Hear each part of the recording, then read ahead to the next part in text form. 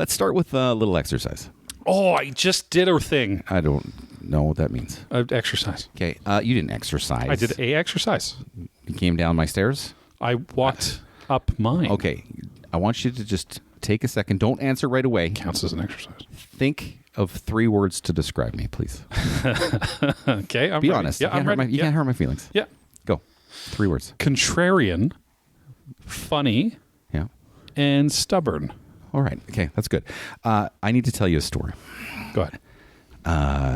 And just tell me if it fits those 3 words. My baseball team has done really well this year. Yeah. Very well. But in the last 7 days, they have had an epic collapse. Very poor. No. Epic collapse. Epically poor. Epic collapse. Well, I got to tighten this up. Okay. Tighten up the epic collapse. Okay. Yeah. And so last week, I was watching the game. First inning. Okay. It's a baseball game. Yes. First inning, we hit a leadoff home run. 1-0 us. Okay. That's a good one. I was very happy.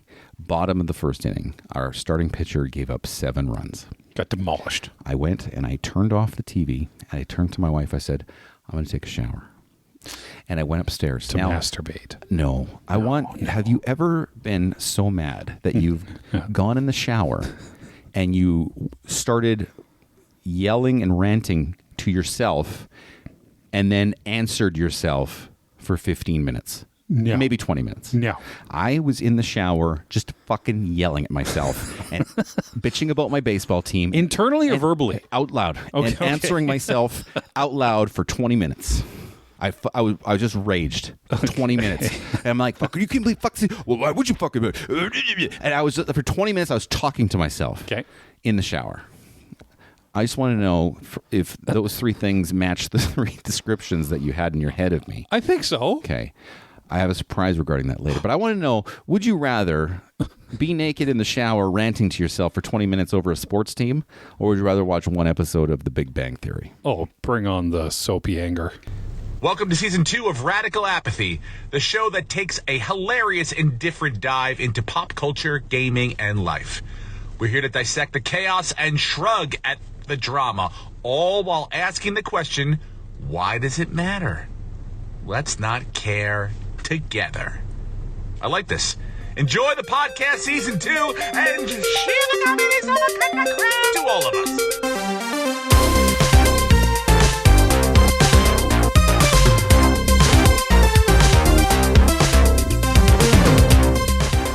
Welcome to the Radical Apathy Podcast. Everyone, welcome to the Radical Apathy Podcast. It's been a spell. Yeah, hey, we...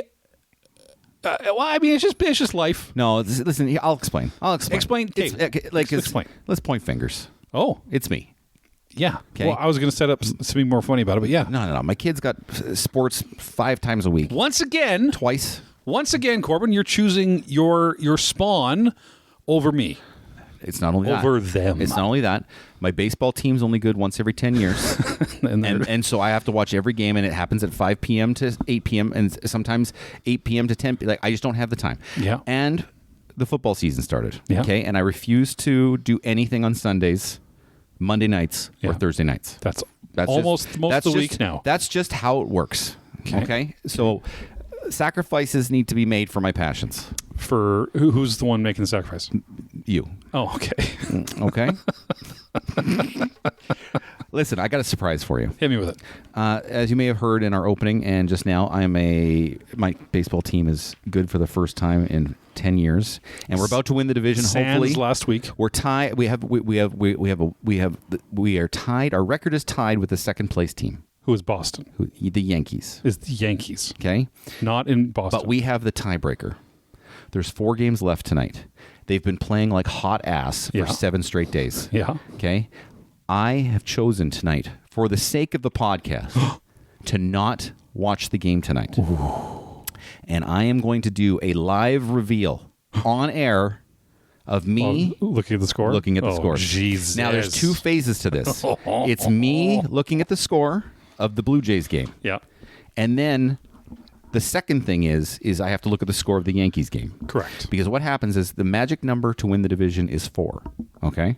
4. That is 4 combined Blue Jays wins and Yankees losses. Oh. Okay? In the last 4 games. We have 4 games left. The magic number is 4. So Blue Jays have to win 4, but the Yankees have to lose 4. No, combined Blue Jays not at wins all. and the Yankees losses. All together. So if we win 2 games and they lose 2 games, It counts. it counts. If the train of the team leaves New York at 12 p.m. Yes. and arrives in Toronto at 7 p.m. We beat the shit out of the people on the train. and they win. No, okay. we beat the shit out of We the just people beat on up the train. Okay. Fuck those guys. I'm with you. That's very exciting. Listen, when do we know? How long into this podcast? We're gonna wait about an hour into the podcast. Okay. And then I'm gonna do a live reveal of the score. I swear to God, this is 100% true, and the reaction you're going to hear is going to be 100% authentic. I'm going to have so many beeping buttons. I don't know what the result is. Yeah, I don't know either. Now, there's 3. Here's the scenarios. Okay. The best scenario: Blue Jays win, Yankees loss. Okay. Okay. That reduces the magic number to 2. Yeah. Okay. Then there's the second outcome, which is 1 win for the Blue Jays, 1 loss for the Yankees. Okay. And that makes 1. Okay. That reduces it that 1. makes a 1. So Yeah. that's the second scenario that's okay. Okay. Medium scenario. And the worst scenario Yeah. is a Yankees win and a Blue Jays loss. And if that happens, Yeah. it's going to get spicy on air. It's going to get spicy. Is there? Can they Yesterday, God, Can they come back from that? Listen, my wife actually said, she's like, you need to relax. Listen, I agree with her. No, you don't understand. You don't understand. Have you ever? Okay, how do I put it in terms for you? Put it in terms. Have you for me. ever been playing like a final boss? And Yeah. you've been like, you're going for like a speed run or a record, and you can't get past the final. Like, you just can't fucking do it. No, I'm really good at video games, but I can tell you, I can equate something I don't for know. you. Okay, tell me something. This is recent news. Borderlands 4 came out. New highly anticipated game. It's not bad. Better than Borderlands 3 so far. However, it's a little bit buggy. Yeah. And here's something that I almost lost my marbles. I am not a controller thrower. I'm not a wall puncher. That's not how I release my anger. How do you release your anger? Vigorous and angry masturbation. Gotcha. But we were playing this. I was playing this game. I was on a side quest, and the side quest itself take like 45 minutes of running around doing different things, and they involve vending machines. Anyway, Sounds awful. Yeah, it's a stupid story. But anyway, I get to the end, and I beat the final boss again. I'm good at video games. And the reward, because it's a looter shooter, you get a bunch of guns for doing shit. So the reward is, hey, you get for $1 only, you can buy one of these 4 unreal amazing guns to shoot with. You're telling me you beat this thing and your reward is to pay them money? Well, you can buy guns, but they're usually like $80,000. So they're going to say you can for $1 of not real money, in-game money that you. I was going to be mad if no, it was not real money. But it says, all right, the vending machine will open up, and you pay $1 of in-game money, and you can buy one of these 4 epic, like the top tier guns you can get. You can choose one of the 4. Okay. Now, I'm getting mad again. So there are vending machines throughout the game. What you do is when you want to get rid of your loot, you sell it to vending machines. Guys, he's slowly bringing out his cock, just so you know. And they just... Oh, here it comes. Uh-oh. And you sell your items to vending machines, okay? Just to get rid of loot, and you get more loot. Anyway, and it's just a button. You walk up to a vending machine, and says, "Oh, press Q to sell." You boop boop, and away you go. Yeah. I beat this boss, which in and of itself was a giant walking, shooting vending machine. Yeah. You beat the boss. Says, okay, you get to choose one of these guns, $1. That's it. That's all you get, $1. And as you walk up to it, the prompt to sell your gear pops up, as always. You just say, oh, hit Q. And you're so ingrained in this whole fucking game, 20 hours in, okay, I sell my loot, and then go into it. However, as soon as I sold my loot, it turned off and said, that's it, that's what you get, goodbye, and it explodes and it's done. So I did not get any of those guns. All of that time for that quest has gone to nothing, and I got very upset. And I went and walked around my house for a while, just fucking pacing, releasing the anger. And I told my wife. And then this morning I woke up, and apparently it's just a big fucking thing because it's all over the internet, and everyone's like, "That's fucking quest piece of shit." So I'm not the only idiot, but where on the internet were you consult Reddit? No, well, it's on Reddit, but I saw it on IGN. Like the big, it's right on the front page talking about it. Vending machine fucks Tanner. Fucked Tanner. Yeah, and then it showed a big picture of your asshole. Just taking it. Yeah, little balloon knot. just big hole. Thumbnail balloon knot. Getting rammed. Anyway, Anal gravy everywhere. I'm upset now. Yeah, that was gross. Anal gravy. Graffiti. Graffiti? Anal graffiti. No, anal gravy, like juices flowing because you're getting rammed so But a hard. graffiti in a balloon. I'm trying to keep the balloon. Sorry to into the ladies that are listening. No, not doing this. I don't like that Borderland thing. Oh, that upset me. Live sports reaction, 1 hour, people. It's coming. In the meantime, though, this is a conversational comedy podcast, and my name is Tanner. I'm Corbin. Corbin, we're going to start off with a little thing we like to do called What You Watching, What You Playing, What You Reading. We haven't been with each other for a while, so I'm hoping it's all new and all exciting. Stares at him intently. What are we starting with? What are you watching? I'm going to go first. What am I watching? What are you watching? The Good, the Bad, and the Ugly. Like the Clint Eastwood The movie? Clint Eastwood movie. Okay. I maybe saw a long time ago. I rewatched it. And you know what I noticed? What I want to talk about? What? It is almost the opening scene of The Good, the Bad, the Ugly is almost exactly like Inglourious Bastards' opening scene. Really? Yeah. And I did some digging into it, and I think It's on purpose, probably. it is because The Good, the Bad, the Ugly is Tarantino's favorite movie.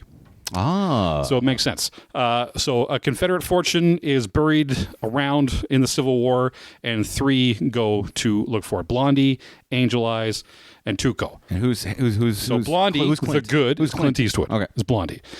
Angel Eyes is the bad. Who's our bad guy? They call him Angel Eyes. Who plays him? You did not come prepared. You didn't come That's prepared. fine. You can look it up. Everyone knows who it is.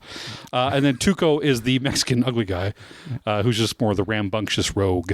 Because Mexicans are ugly? I mean, yeah, he's not. I mean, you know what? I would say he would do okay outside the movie. But I think the movie tries to make him look like a dangerous dude. Yeah, Yeah. like a 1960s Mexican movie guy. But it is almost scene for scene for the Inglourious Bastards opening scene. So the quick opening is on a farm. Mm-hmm. People are working in the fields, and in the distance you see a stranger coming. This time on a horse, not on the cars. And they look around. There's no music. Look at the car, and all of a sudden the music starts. And Does Morricone, does he score the same movie? he does. That's awesome. And they start to play it. They walk up. It's very open to begin with, very open fields, a lot of open pan shots, and then it just kind of goes isolated, and then it goes inside at a dining table. For both movies. Dining table? At a dining table? At a dining table? Dining table. Where this is Angel Eyes' opening. Dinner so he table. walks in. Dining table? Dining or dinner table? I think it's a dining, because it might not be for, you have breakfast there. Right? I don't think people in the Wild West dined. Not for dinner. Not for dinner. No. Okay, go ahead. Angel Eyes walks in. Yep. It's very Angel isolated. Eyes? Oh, yeah, it's Angel Eyes. Angel Eyes walks in. Yeah, a bad guy. You see this guy just walking up out of nowhere. You don't know why he's there. There's much less dialogue in The Good, the Bad, and the Ugly than Tarantino's, because Tarantino likes to talk, but he just walks in, sits down. You immediately feel that tension of, okay, this is a bad dude, but why is he here? What's he looking for? Why is he going to be here? Both are just very calculated, cold opens to the show, and they're almost scene for scene. If you go and look at it, how Tarantino did off The Good, the Bad, and the Ugly, That's pretty cool. it was a lot of fun. Yeah, I just I might started watch it just for that. Yeah, even How'd you get onto that? I was bored and going through Amazon, and just I was like, oh yeah, I haven't seen this one in a while. I'm gonna watch it again. I have never seen it, actually. It's good. It's technically of a trilogy, that movie, but you can probably skip the first 2. Oh, it's the third one. It is the last one. And would I be I wouldn't be confused coming into the third one? No. Oh, is that like a fistful of dollars, a few dollars more? Yeah, a few dollars more. Yeah. So then Angel Good, Bad, Eyes and Ugly? comes in a few dollars more. Oh, okay. As another mercenary like Blondie. I feel like I'd have to watch them all. I mean, you can. They're fine. The first one's pretty old school. It's an old movie. These are Italian spaghetti westerns. They are the spaghetti westerns. Yeah. How they started, but the Good, the Bad, and the Ugly is really good. It's like a long 3-hour movie. They have Civil War battles, and these 3 dipshits just trying to go from A to B to go steal a bunch of money, and just how they keep trying to kill each other, sometimes teaming up, then not, and then fighting each other, and then coming back and teaming up. All to go find I this like gold. you bringing some classic to the pot. Yeah, well, I wanted to class it up a little bit. That's why I talked like about masturbating for the first minute we talked about. I'm going to class it down in a bit. Don't worry about it. Not this, but later on. Yeah. Okay, walk me through. What are you watching? I was in the mood for some macabre. Ooh. Some gruesomeness. Like what you do with your hand there. You're doing like a lower gravy grab. I'm massaging some balls. Yeah, macabre. I'm I'm in the mood for some visceral entertainment, and so I'm rewatching the 3 seasons of Hannibal, the TV show. Ooh, good show. We talked about that recently on a top 5. And I think that's maybe why I wanted to revisit it. And so I'm watching it again, and holy shit! Like what they got away with on network TV is just awesome. It is good. Like there's like I just did. For those who've never seen Hannibal, you should. But like it's not exactly killer of the week setup. It's more in depth than that. It has a lot more nuance to it. But some of the murders, like this lady's like impaled on antlers for one. This lady, the best death maybe is this guy gets his throat slit open and his vocal cords exposed, and then they jam a cello down his throat, and the guy tries to play his vocal cords. Yeah. So my wife is like, "What the fuck are you watching?" And I'm like, "Just don't look at me. Give me the visceral entertainment. Don't look at me, wife." Wife. What else did I'm gonna go one more death. I'm trying to think of one. And then there's this one where they dissect somebody in like lateral splits and put it in glass, and it's like, it's beautiful. Yeah, it's so beautiful. It's a great show. Yeah. And Lestrade, what's his name? Tom Cruise. No, the actor guy. Oh, which one? The chef in the James Bond. Yeah, Mads Mikkelsen. Met him. Nice guy. You met Mads? I've met Mads. Wait, where'd you meet him? At a Comic-Con. I don't remember if it was Montreal or Edmonton. What'd you say to him? Well, my wife's a big fan of the Hannibal show, so I ate the bullet and went to go get a signature from him on a headshot, which are like $80 at these things. It's always painful. We'll talk about that after, but go ahead. So I went up to him, and he hides his accent well, because in regular life, his accent is thick. Oh, really? Thick. So I was like, "Oh, hello, Mr. Mickelson." And he's like, "Oh, it's Corbyn. I was like, "Okay." Anyway, I'm like, "Oh, my wife's a big fan of the Hannibal show." Oh, yeah, he talks very soft. Very cool dude, though. Like, he just said there, he's very suave. Like he's very much like that little chef character on Bond. But I said, "Okay, can you sign this out?" Le chef. I'm not French. And I say, "Can you send this out to my wife, Jaylyn?" And he goes, "Jaylyn." He looks at me with a question like, "Yeah, Jaylyn. How you spell Jaylyn?" I said, "Oh, it's a J, A-E-J, J. I can tell English is probably like his 3rd or 4th language. So he was having trouble. So he's just like, rewrite it down. So I wrote down her name so we could look at it and be like, "Oh, Jaylyn." Where's this photo now? I assume she has it somewhere, probably under her bed. I found out that they give appearance fees, right? Yeah, that's how you get them there.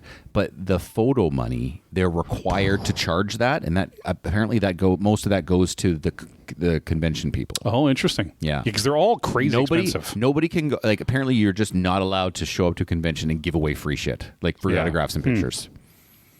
I guess. Yeah. That's what I heard. Well, I went to go chalk with who was the guy? Tom Cruise. Not Emilio. Who was the guy that played Superman? Wilson Clark. Oh, Dean Cain. Dean Cain. Thank you.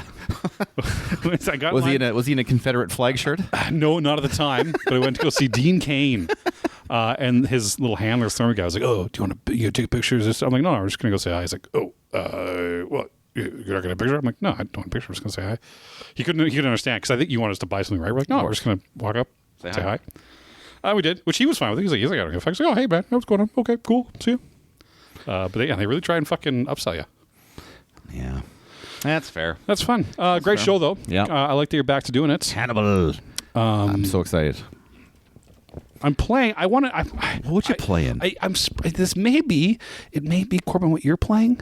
If you're playing something new, listen. Something came out today. Today. Yeah. It's been released today, and I haven't had a chance to play it yet, because I was doing some things today. I was doing some acting today. Yep. But I'm very excited to crush this fucking game for the next 3 It looks good. months. It looks really good. And it's got a 10 out of 10 on IGN. Oh, did it? Oh, I didn't look at the reviews. We're talking about the same thing, right? I know what you're talking about, but it's not the game I'm going to talk about. And that's Hades Part 2. Yeah, it came out. Hades 2. I downloaded it to my console yesterday, and I couldn't play it. I was like, no, not yet. Tomorrow. Yeah, you must wait. Yeah. Motherfucker. Again, my wife's a huge fan. 10 out of 10. She's playing it on the Steam Deck right now. As you and I are talking, I guarantee she's playing it. That's awesome. Yeah. She's getting to play, and you're stuck here with me. This is bullshit. I was talking about Hollow Knight Silk Song. Hollow Knight 2, the Silk Song. It was came on out. Game Pass. Yeah. It just came out on Game Pass. They didn't even charge anybody for it. You just go play it. And My it's son only, was playing and it. it's only like $20 if you want to go play it. Again, And Hades is only $38. just shoveling it to these fucking AAA developers, charging you $100 goddamn dollars for a shit, buggy, bullshit game. Yeah. And these guys are coming out and hitting them out of the park with Silk Song, Supergiant. 10 out of 10. Hades, 10 out of 10. And just great. $38 and $20 respectively, you guys. And it's not bullshit, hyper-realistic graphics. I don't and all want this stuff. that. It's just, it is arts, and it looks great, and it plays awesome, and it is fun because gameplay is king. I don't need realism anymore. It's just, I just love that it's a slap in the face to give these guys. However, I bought 2 other games and I haven't played them yet. What are those ones? Still Metal Gear Solid. Yeah. Haven't played it yet. Yeah. And Donkey Kong Bonanza. Oh, yeah. Which also 10 out of 10. On You should, IGN. yeah. I haven't worked up the courage because I don't have a Steam Deck 2, but yeah. I don't want to play it on the old one. If you're going to play it, that's one of the few ones made for the Steam Deck 2. Switch 2? Switch 2. Yeah, sorry. Steam Deck. I like my Steam Deck. Yeah. Again, 10 out of 10. They're great games. All right. We don't have to get too into it, I'm but trying to think of what you're playing. Did you mention it? It's not Borderlands. I just obviously. said Hollow Knight Silk Song. Oh, that's right. I brought Hollow it Knight up. Silk- yeah, I'm sorry. That was stupid. Literally. That was stupid. Yeah.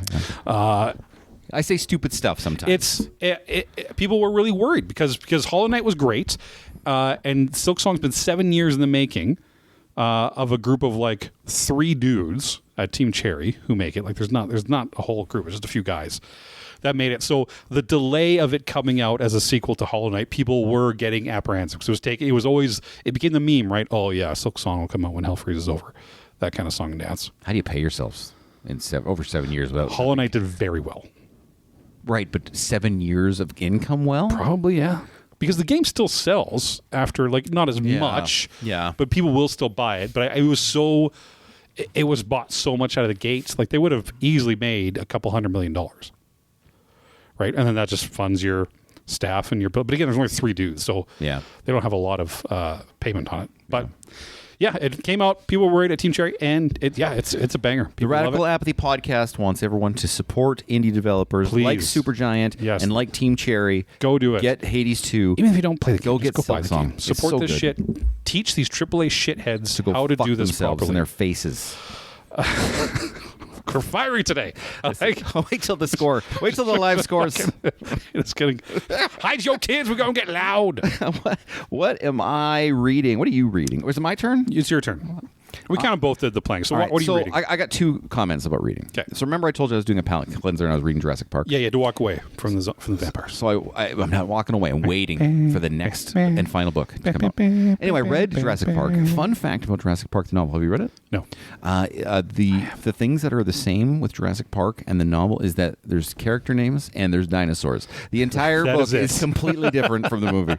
Now, let me tell you this. Movie. Let me tell you. Masterful. It's a great movie. To me, there's nothing wrong with the movie. And it stands up today. It stands up today. Go watch it.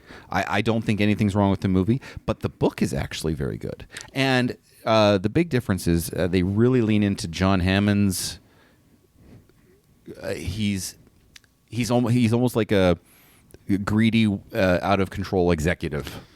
Yeah, he's the antagonist of the book, Yeah. right? Outside the dinosaurs. One thing I don't like about the book, I'm going to talk about another book after this, just so you know. Yeah, it's fine. So one thing I don't like about the book is like John Gresham. What was his name? Michael Crichton. So heavy-handed with the science in this movie or this book. Yeah. And what I mean by that, there's one scene in the book, and there's literal velociraptors chewing through the roof to get into the building they are. Okay. And they're talking about how close they are to getting through. And the book stops for Ian Malcolm to give a 4-page diatribe on why like a certain scientific chaos theory works. And you're like, dude, there's fucking dinosaurs coming through them. I don't give a shit. Like You hear them just. and it happens like 8 or 9 times in the book. Like something dire is about to happen, Yeah. and now let's stop and talk about science while this Yes. thing is pressing us for time. Science. And it's 4, 5, 6 pages each time. And you're like, Jesus Christ, Michael. Do you read it? Do you read? Do you read it in the accents of the actors? I didn't do that this time, actually. No? Good Okay. point. I didn't do it, Yeah. though. No, I didn't. Second book I'm reading currently. I made the mistake. I made the grave error That's earlier worse. this year of pre-ordering Dan Brown's The new one. sixth book, The new... The Secret of Secrets. Is that what it's called? Yeah, it's That's called a The bad Secret. name. That's just bad where we're name. just getting started. We're just getting started. And Is it out, though? Sorry. Okay. It came out on like September 6th or The new something. Dan Brown novel, like The 6th or Secret- 7th in the whole thing. Yeah, right? the sixth Robert Langdon novel. You may know of the Da Vinci Code. It's that guy. Yeah, Angels and Demons. I've read every one of his books. As have I. Okay. Without me telling you about Secret of Secrets, let's Yeah. play a game. Sure. Okay. Can you walk me, without knowing anything about the Secret of Secrets, can you walk me through the story beats of this book? Go. I'm so glad you asked. So Robert Langdon Yep. is now retired. I'm going to hold up fingers and I'll go ding every time you Okay. get something. Okay. He's now retired from teaching full time, and he's being brought around to like give guest lectures, Ding. that kind of a thing. And he goes to where's here has sneaking up in yet? Down there, got down there, gone there. He goes to Turkey or No. somewhere in the Mideast. Ding. Okay. he goes to the Mideast, and it's going to be Mesopotamian, the ancient, not the Egyptians, but the old Mesopotamian. More European. Middle, Go up Europe. a little yeah, bit. more European. Eastern Euro trash. Bad guy. Oh, sorry. What, now are you? What, Yeah, I'm moving to the bad guy. Okay, to go with the bad guy. Maybe not the full antagonist, but the muscle. Okay. Will be Eastern Euro trash X special something. You're missing the Dan Brown flavor on the villain. Okay. No, the true antagonist. Well, every down. Okay, so here we go. Let me just lay it out. Let me wrap it for you here. Every it plays like a Hallmark Christmas movie. Every Dan Brown book, Yeah. because it has the following elements. Okay, Robert Langdon overseas giving a lecture. Yeah. Okay. There's a murder that Yeah. he didn't know about. Yeah. He's falsely accused of. He's not falsely accused of murder in this one. He's falsely accused. Holy fuck, Dan Brown, Okay, bro. I'm not done yet. Okay.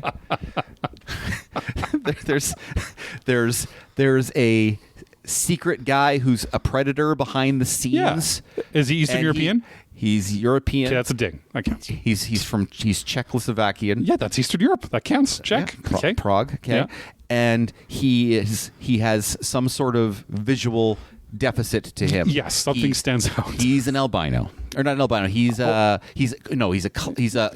him the Gollum in this book, and Okay. he's got clay on his face, and he washes off. When he goes out, he wears a robe, and he wears clay on his face. Ding. What? Okay. Okay. Number 4. Okay. The police take him to whatever crime scene they're going to, right? Yeah. And the police. Here's another thing: the Yeah. police officer who's involved who just happens to be arresting him, Yeah. works for somebody else behind the scenes. yeah. Ding. Yeah. Okay. And then Robert Langdon in every single book, Yeah. runs from the police. Yeah, of course he does. He's never guilty, but he always runs. He runs anyway. He runs from the police. Okay. And where's the chick from in this book? So fun fact. Okay.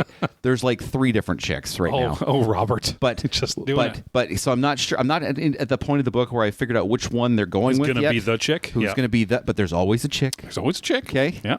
And there's some secret that the person. Okay. Right. Okay. Yeah, ties And then in, yeah. 4. There's some overarching society. There's a secret society involved. Secret society Yes. or some secret authority that pulls the strings of the guy who's pursuing them, Yeah. plus the police officer, Yeah. plus the person who's trying to assist Robert Langdon somewhere down the secretly line. a part of it, yeah. And they're all just fucking. It is the most trite, repetitive nonsense. Everyone. I'm reading this book and I'm like, I paid for this fucking book.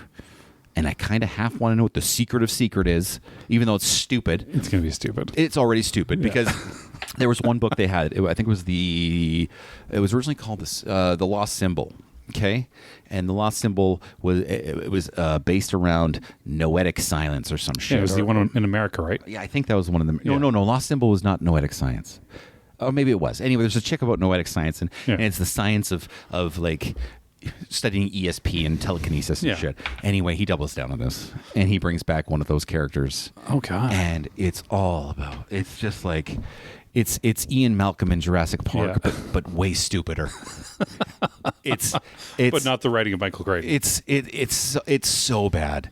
It like, and people are gonna buy this fucking book and encourage this cunt to because do it's more the of this. definition of airport book. It right? is. This is an airport book. It is bad. Like the writing is terrible. And none of them were really good. Right, like Da Vinci Code- like Da Vinci Code was people loved it because the story was new and they liked that angle and they liked the history of it. But the writing in of itself is just a couple steps above a young teen novel. But then every fucking book after that is the exact same story, just in a different location. I'm not lying to you, and I haven't. And here's the fun part about this: is I purposely didn't read a synopsis of the book before I started reading it. I try not to do that anymore. Yeah, going blind. Yeah. And I'm like reading it. I'm like, for fuck's sakes. I was sitting in the chair the other day. I'm like, for fuck's sakes, this is the same fucking book. The secret of secret. He's not even And, trying. and you know what? And I'm missing some story beats that I know I wanted to tell you about that are exactly the same from the other books. It's so bad. Dan Brown sucks. Secrets. Dan Brown does suck. And the secret's going to always, like the last book, The Secret That Will Change the World. The Secret didn't change the world. No. It was fucking awful. Yeah, it was don't like, be an asshole to people. Like it's just it was like evolution is real or some shit. Yeah. I think it's what it was. I think it literally was. I think it was evolution is real. Yeah. And it wasn't God. Yeah. Oh, okay. Oh. Okay. cool. Thanks. I'm Thanks. glad I paid $12 for that. Fuck, right? Imagine people who were paying for fucking books. Yeah. Like, remember last time we did a podcast? You bought a book. I bought two of them. You poor prick. I bought two of them. They were nice. I like them. I'm glad I only paid $11 for this because this is awful. I will report back about what the secret of secret is. Yeah, I'm going to spoil it. Don't buy the book. We'll just tell you because we've already told it you. doesn't matter. It doesn't matter. It's the exact same. And so here's what I predict. Okay. The arresting cop will eventually reveal himself to be part of the overarching thing. The overarching thing obviously will turn on the guy who's pursuing them. Yeah. He will And then die. he'll join, 'cause he always or dies by saving Robert at something. He always dies, and then the secret will be like The secret will be like apathy should be radical. apathy is radical. Dan Brown's Call it so a now. bad. It sucks so bad. I'm just plugging through this thing, trying to get to November for the book I actually want to read. What are you reading? I recently read a salmon cooking recipe. And here's my problem with it though.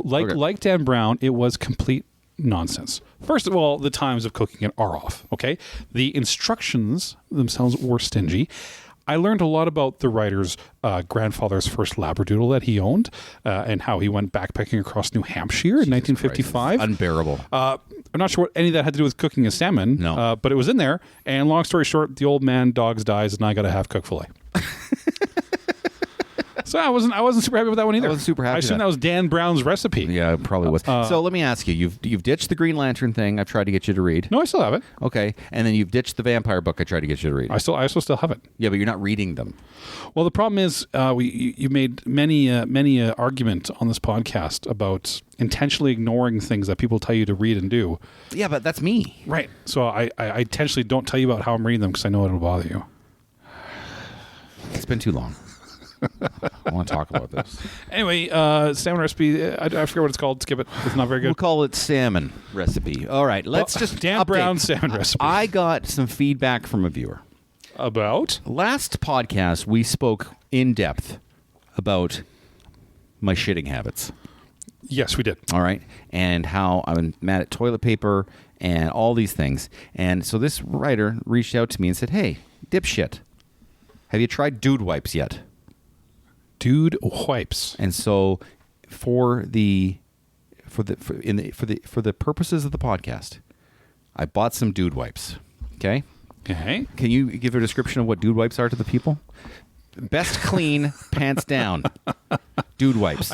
I brought it up, and it's a video on the website, just a bunch of dudes taking their pants off in very public places. Yeah, and so he's like, "Come on, dude wipes," and so they're literally like baby wipes for dudes. Oh yeah, it's in a black case. They've got aloe in them, so it keeps your asshole nice and soft. They're flushable. They're 100%. Although I'm a little nervous flushing them, but 100% plant based. They don't fuck up the septic tanks in the city or town that you live in. Okay. And so I've been using these things, and it's that's a good picture. There's a picture of toilet paper with a Twix bar on it. So anyway, because of this gentleman, I've started using dude wipes just to see how it's going. Yeah. And it's been lovely so far. The number one choice for a number two situation, because your bottom deserves the best. Dude wipes. Dude wipes. We're not brought to you by Dude Wipes today. But We are hoping to soon be sponsored by Dude wipes. You know what? If we are going to get sponsors, it should be by a place that flushes shit. I'd take that. That's funny. All right. Okay. I got something to tell you. Tell it to me. Okay.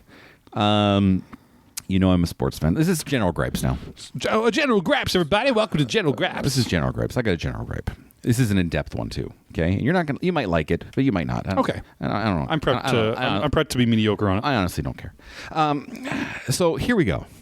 I walk in on my friend the other day, a man. Doing. Okay, and he was in an office, and I was coming to just kind of take over for him for a bit. Okay. Okay. And I walk in on him, and his laptop's open, and it was a Sunday. Okay. What's on Sunday, Tanner? It's your sports game day. It's football day. Okay. Yeah. And I go and I walk in and I see it, and I'm like, and a video's playing on his laptop. And I said, "What is that?" And he said, "It's a man, keep in mind." Yeah. And he said, "This is Fried Green Tomatoes, the movie." And I said, "That's not where I thought he'd say." And I said, "Are you fucking serious right now?" I go, like, turn in your membership card. You're like, it's fucking football Sunday, and you're watching Fried Green Tomatoes. And then I said, "Why aren't you watching football?" And he says, "Well, I watched preseason hockey earlier today." And I'm like, preseason hockey on... Okay. And so I sent him a message. And it's called The Rules of Sports. So I'm going to go over... This is for all the men out there. Real men. You men. All right? Yeah. This is I had to deep dive and think about the rules of sports and how every person should watch sport. This is how you watch sports correctly. Okay, here we go. Men. Rule number 1. Playoff games of one sport are more important than the regular season of another sport. I knew that. Okay? I knew that. But it's any sport, okay? I don't care what your favorite sport is. Playoff games of one sport are more important than regular season games of another sport. Agreed. Number 2, late season playoff races in one sport are more important than regular season games of another sport. Okay, that one I need a description. Late season playoff races. So, for instance, the Blue Jays are in a playoff race right now. It's late season, right? The fours. So let's say the hockey season started this week, but the Blue Jays were playing. But that's a playoff race. Those games are more important. Okay, I'm with you. Number 2, yeah. Late season playoff races are more important than regular season games of another sport. Okay. Number 3, watching preseason games of any sport is nonsense and is for bitches. Would you like to know why as a non-sports Sure. fan? Yeah, tell me. Because guess what? In preseason games, no one plays their good players because they don't want them to get hurt. Oh. It's not even a real game. So nothing matters. It's not even a real game. Nobody... No points? No, it's not... There's points, but it doesn't mean anything. Oh. There's no standings. It doesn't mean anything. Okay. You're just going to watch a bunch of people that aren't going to make the fucking team. It's stupid. Okay. So again, I'll say it again. Okay. Number 3, watching preseason games of any sport is nonsense and is for bitches. I don't watch preseason anything. Because nor do why? I. Because why? Because I'm not a bitch. Because it's nonsense and it's for bitches. Yeah. Number okay. 4. Number 4. Number 4. There's 7 rules, by the way. I put a lot of thought into this. Number 4. NFL regular season games are more important than any other sport's regular season games, except in the case of point number 2. Okay. Unless there's a run. NFL season... Yeah, games, unless another sport has a playoff game. Unless there's a playoff season race. Yeah. NFL games trump the importance, are more important than any other sports regular season games. Do other once the NFL comes out, do other sports play on Sunday because they know they're going to be fighting it? Yeah, actually they do. Oh, that's They're very dumb. Oh, that's dumb. Okay. Okay. Yeah. Where For 5. Number 5, home opening or season opening games of your team's games, regular season. Yeah. Okay. Yeah. I'll say that again. Home opening or season opening games of your own team's regular season. Yeah. Can get special privilege and may exempt a concurrent playoff game of another sport. What if it's number 2? That's okay, as long as it's a season opener of your own team, not anybody else's team. So if the Dolphins are playing, I don't like the tomorrow- Dolphins anymore. It's a long story. Go. I work so hard to learn. I know you're sports, doing good. Corbin. You're doing good. It's a long story. Okay, so but if your sports favorite football team was playing tomorrow, Yeah. and the Jays are playing, which one are you going to watch? A home opener. I'm saying you could be exempt. Okay, To possible watch, exemption. If that was your home, that your very favorite team, then you can do it. Okay. Okay. Okay. That's okay. Home Carry on. openers are fine. Okay. Number 6. If you only know one sport, you have already failed. Uh-oh. Yeah. If you know only one sport, you're already a loser. I'm sorry. Not you. Okay. You're Yeah. different. Yeah, I okay, get it. yeah. Okay. Yeah. And then number 7, watching a movie such as Fried Green Tomatoes instead of any live sport is subject to a public shaming. I was going to ask how Kathy Bates and Jessica Tandy being lesbians. Did you just look up the cast, or did you know that offhand? I looked up the cast. Okay, that's the right answer because you were going to get it. It's right there. Anyway, so I didn't know Chris O'Donnell was in that movie, actually.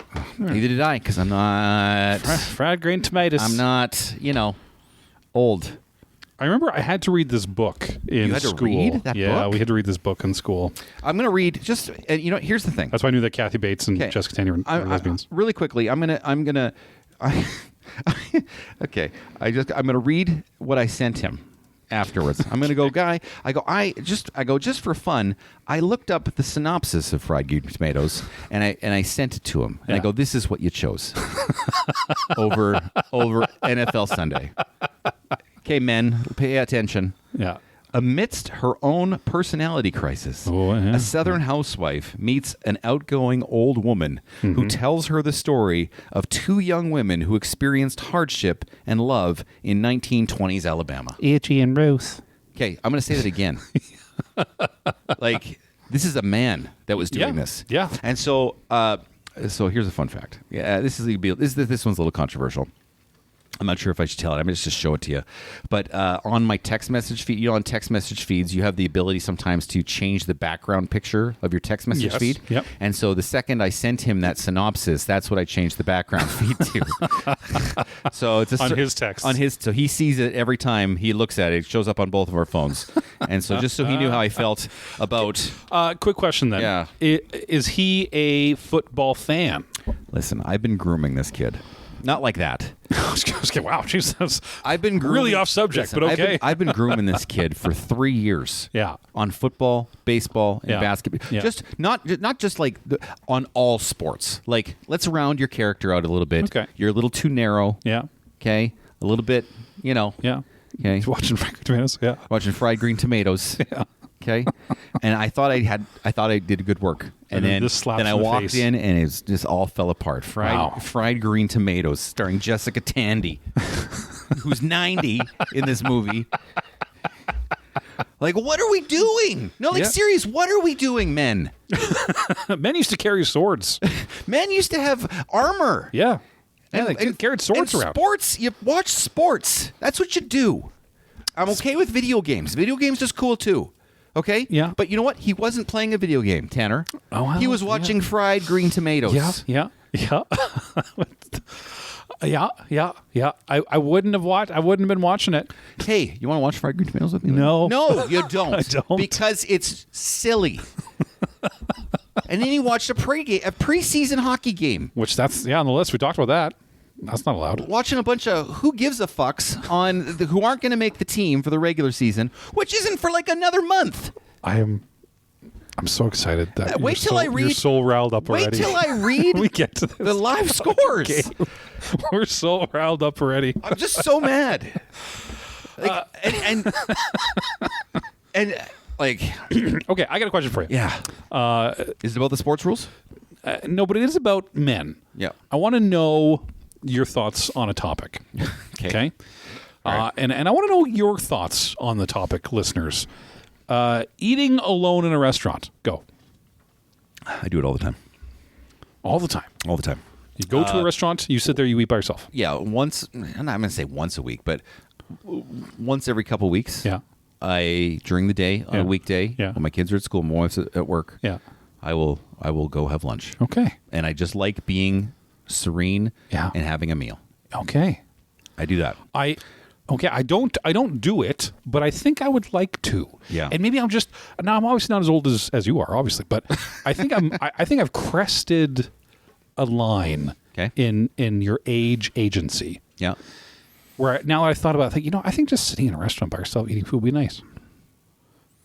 It is. But I don't know why. I don't know if I was going off the Because rocker. What I do is I put some earphones in. I have the meal I want to have, and Yeah. I'll just chill. What are you listening to on your earphones? I was watching Hannibal the other day. So you were in a restaurant Watching Hannibal. watching a television show, eating food. Yeah, watching a show about people eating other people as food. That's true. Other than doing that in your home, which Yeah. is a very doable thing. Yeah, Why do it in a restaurant? because then I get to eat what I want. Right, but you arguably could do that at home. You could order whatever you wanted and have it at home and do that in front of a television. So why in a restaurant proper? Because I want to get out. I want to get out. Okay, you feel like you're doing I want to get something. out there. I feel like I'm doing something. Yeah, okay. I want to do something. Yeah. Yeah, so I like doing that. Okay. I like to be waited on. Do you notice, do people look at you awkwardly and say, why is that old man eating by himself? I don't look at other people and give a fuck. That's fair. Actually, that's not true. I walked in the other day and I sat down for my nice alone lunch. Okay. And somebody walked in. I was the first customer in there. Okay. I came right at 11. Yeah. And the first customer walked in, a couple that I knew. I'm like, for fuck's sake. Oh. I got to talk to them. And so I'm like, And were they like, who are you here with? yeah. And then the second group of people was a guy and his mom. And we know the guy. It was a shared, and I pretended I didn't know him. I let him walk and I let him sit down, and I purposely didn't look over at him because I didn't want to have that conversation again. Hopefully he listens and he learned that you weren't just being an asshole. You're being an asshole, but not that kind of asshole. No, I just didn't want to talk to you. What?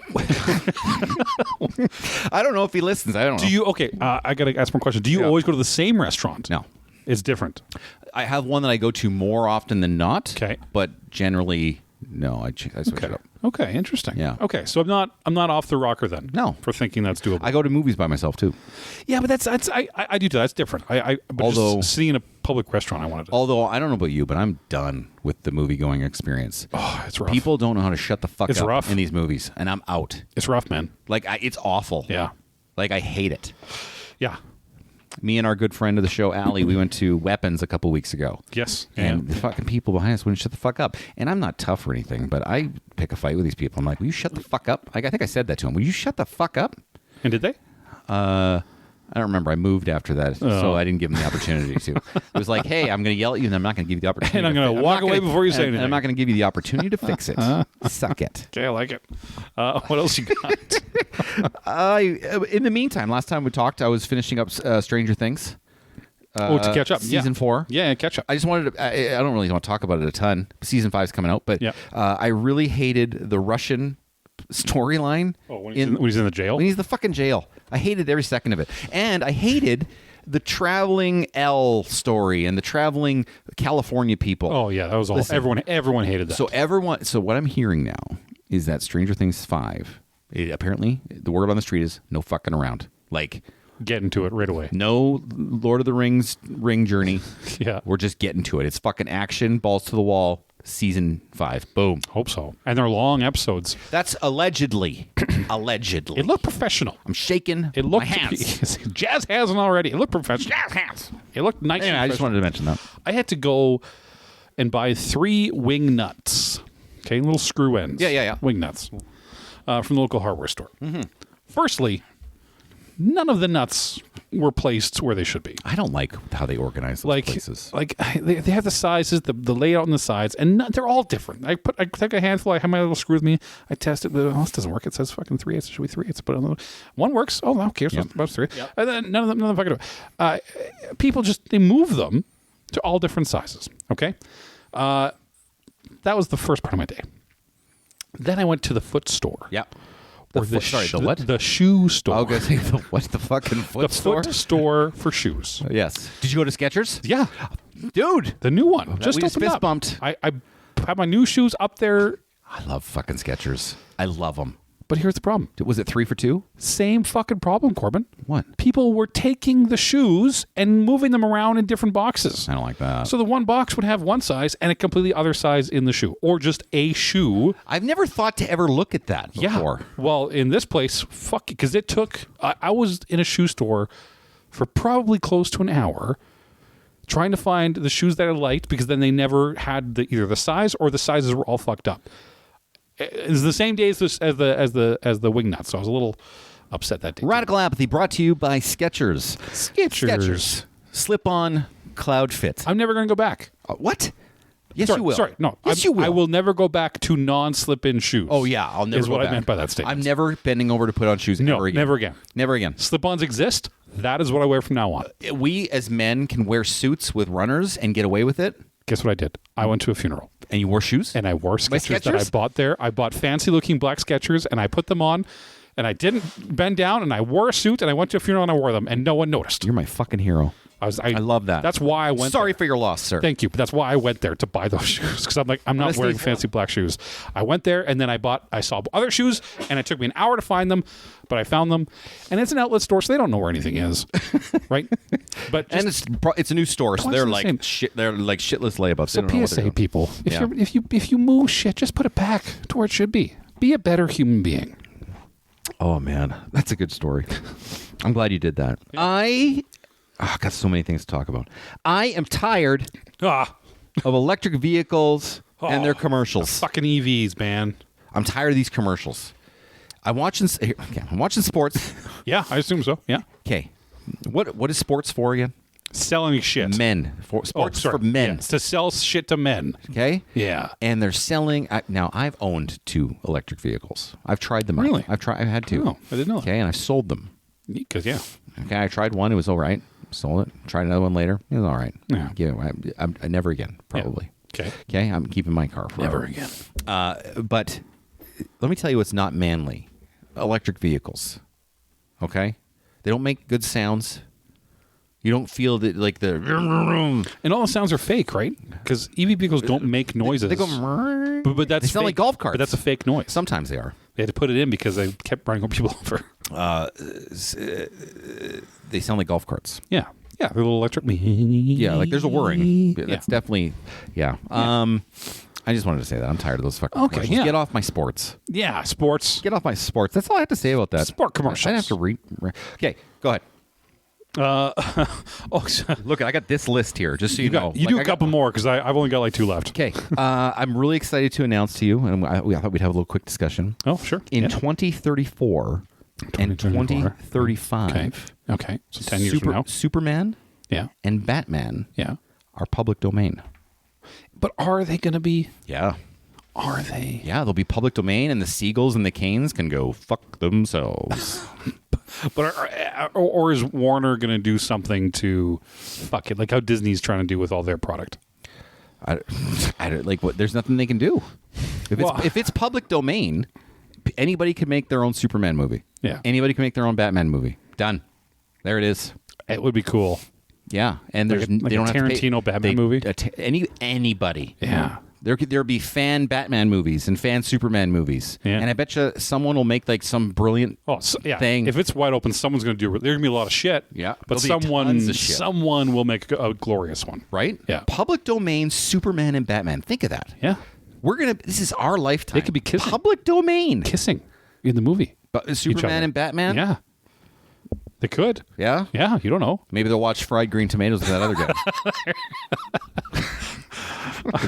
Fucking loser. I lobbed that out. I was hoping you were going to take a swing at that. Thank you. I'm going to 2 words for you. Go for it. And you're going to know what I'm talking about, and you're going to think then we'll make faces at each other. Okay. Okay? It's 2 words that do not belong together. Yeah. Okay? Shark, dentist. Oh, my God. I know what you're talking about. You saw this game? I saw the video. It's a game. It's a video game called Shark Dentist, and you literally have a live shark. You know how I love sharks. Yeah. You know, there's a live shark, Yeah. and it's a giant shark. It's a big and fucking its shark. mouth is open, Yeah. and you got to be a dentist for the shark without getting eaten. And you're just in there, and hopefully it doesn't wake up. And hopefully it it's doesn't wake up. sedated. It's a sedated shark, and you're trying to do dentistry and it work. looks visceral. Okay, and I just want to point out the inherent flaw with this storyline. Sharks' teeth grow by them, like they lose teeth and Yeah, grow, they just regrow grow the teeth. naturally. There's literally no reason to have a shark dentist. but it looks awesome. And it's of the vein of like the surgeon simulators and all those kind of, where you're doing it like Yeah. you're there, but they also know what it is. They know it's hokey. Yeah. And I think they lean into that because in the preview, it shows the shark kind of waking up and just eating the fuck out of this person. Do they have a lineup of dentists that just come? I think they must just know. Need a new Scrubs walks in, dentist. oh, this one's dead again. New dentist, This is a please. dangerous job. Why don't people keep being shark dentists? We got to really replace this tooth. I don't know what the point of that is. It looks funny though. I know. it does look like it's be good. But yeah, that's right. I did see. Well, I talked about Secret of Secrets already. I'm going to put that off there. It's a goddamn secret. I don't remember what that was. I'm going to get rid of that one. I wasn't picked. That's the wrong word. I was getting an award at work. You got an award? I'm getting an award at work. An Emmy? No, An Oscar? no, nothing good. It's the theater will sometimes honor people with timeline of how long they've been there. Oh, okay. Okay, and you get an award. Now, Yeah. I didn't go because it was just like, here's an award for not getting fired. Yeah. And so I didn't think it was a big deal, and I scoffed at it a little bit. I said, nay. Okay. I doth not think I did. I'm going to challenge you on this in a second. Because some people, I mean, yeah, I didn't. I was like, yeah. And so I scoffed, and I didn't attend. Okay. And it was a luncheon? Yeah, it was like a luncheon, go in and get the other thing. Okay. Yeah. So, am I wrong? Here's how you make it right. Okay. I didn't attend mine either. Okay. And traditionally, I think we have the same. We work for the same theater company. So. Yeah, so they offer you a gift option, and you can look and search for yes. what gift you would like. Yeah. And so the question is, the way you can respectfully not go to the luncheon, Yeah. but still look like $1 million is you donate the cost of your gift to charity. Oh. And that's what I did. I've never once taken a gift. Okay. Yeah, well, I didn't either. I donated. Oh, I didn't know you could donate. I just have never. So one of the options is donate. Done. Oh. Yeah. Okay. Yeah, that does make you seem And so better. that made me feel better about it. I've just never taken the because, money. like the luncheon the other day, I don't want to talk to people over lunch. No, it doesn't seem like a nice thing. See, I'm consistent. Yeah. Well, yeah. No. Consistent. That's well. Say but what see, you that's will why I about come me, to you. but I'm consistent. You know what you're getting with the Corbyn. And by now we're Yeah. 40 some episodes into this. You know what you're getting. With The guy I didn't talk to, by the way, initials are RK. oh, R. Kelly. Yeah. R. Kelly. Yeah. He had a kid with him. Hopefully not. Yeah, didn't talk to him. Sorry. Okay. Okay. You want me to keep going? Mm-hmm. I want to just do a shout out, and I don't know if we've talked. You know how I forget what we talk about All the time. Okay? As do I. So you keep a list though of everything. Yeah, but I don't go through it. Yeah, it's amazing. I have it for a reason. I'm sure that something will come up that. Well, I'm sure you could just go if I start in talking your about court something- case, I'll need to refer to this. Well, I'm sure that you. Yeah, exactly. I'm sure that you like if I start talking about something, you can just go, control. Yeah, I can control F that and bitch just and be like, look at it. oh, Okay. I just ran across a great YouTube video that brought me back to my kid thing, Oh, and I'm not sure if you're old enough to remember this show. It's the greatest Canadian show of all time, and it's so good that America adopted it and pretended it was their own. Beachcombers. No. It actually, a network in the United States was built on the back of this show. That's Canadian. Okay. And to this day, it's my favorite Canadian show of all time, which is like being a valedictorian at summer school, but still, it's important to Red me. Green Show. You can't do that on television. Oh yeah, that's Canadian. It's a Canadian show. Oh. It happened in Canada, in Ontario. And then it was so popular, Nickelodeon in the States, which wasn't a fledgling network at the time, Right. picked it up, and it became their flagship show. And to this day, Nickelodeon has slime in all their promotional material Yeah. and on their logos. Yeah. And it's from the Canadian show. Oh. Okay. Now, Let me tell you some. And so I just did a deep dive on some fun facts about. If for those of you who don't know what You Can't Do That on Television it was a kids show, okay, and it was regular kids and like 2 adult actors, okay, and what they would do. Have you seen it? Yeah. Okay, and what they would do is they'd have a theme of the week. Okay, what theme about what the show was about, and they would tackle everything like alcoholism, smoking, adoption, everything. Dad's in jail. The adoption one got banned in the United States. Anyway, it's a true story. Yeah. And they would just do skits, various skits, but like it was always like a set piece, and it would be like the same skit but with different things that happened.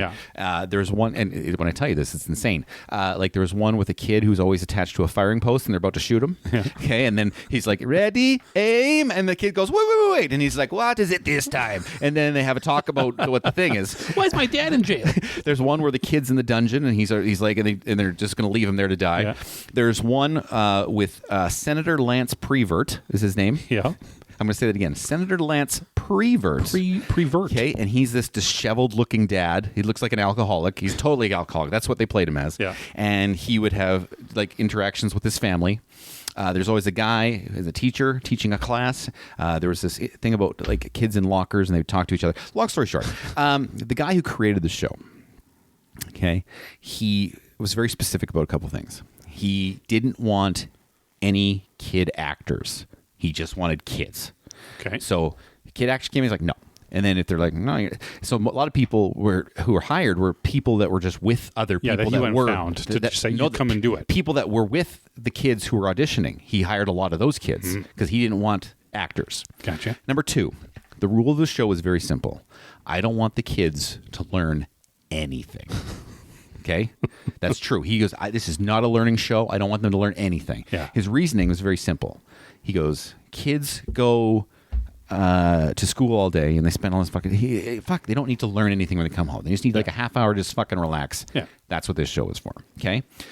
By the way, if this show was on today, it would get canceled in a second. Pretty quick. The parents would cancel it. It is so controversial. Like the shit they did was insane. The third thing is, there would be a situation where they would do this skit in the room of the show, okay, kind of like it's like the main set, yeah, and they'd have conversations. If anyone said the words, do you know what the words are? No. If anyone said the words "I don't know," they'd get green slime dumped on them from the roof. Okay, just green slime would just fall on their heads from the roof. Okay, and the kids were paid $150 extra when that happened. Okay, yeah, that's not bad. It was a good payday for the kids. Yeah. But you get green slime dropped on their heads, and the reason they did that was because the guy who invented the show was tired of asking his kids questions after school, and they'd always say, "I don't know." It drove him fucking nuts. Yeah. So he wanted to punish the kids. I'm going to punish all these other children, but like for saying, he wanted to show kids there's a punishment for saying, "I don't know."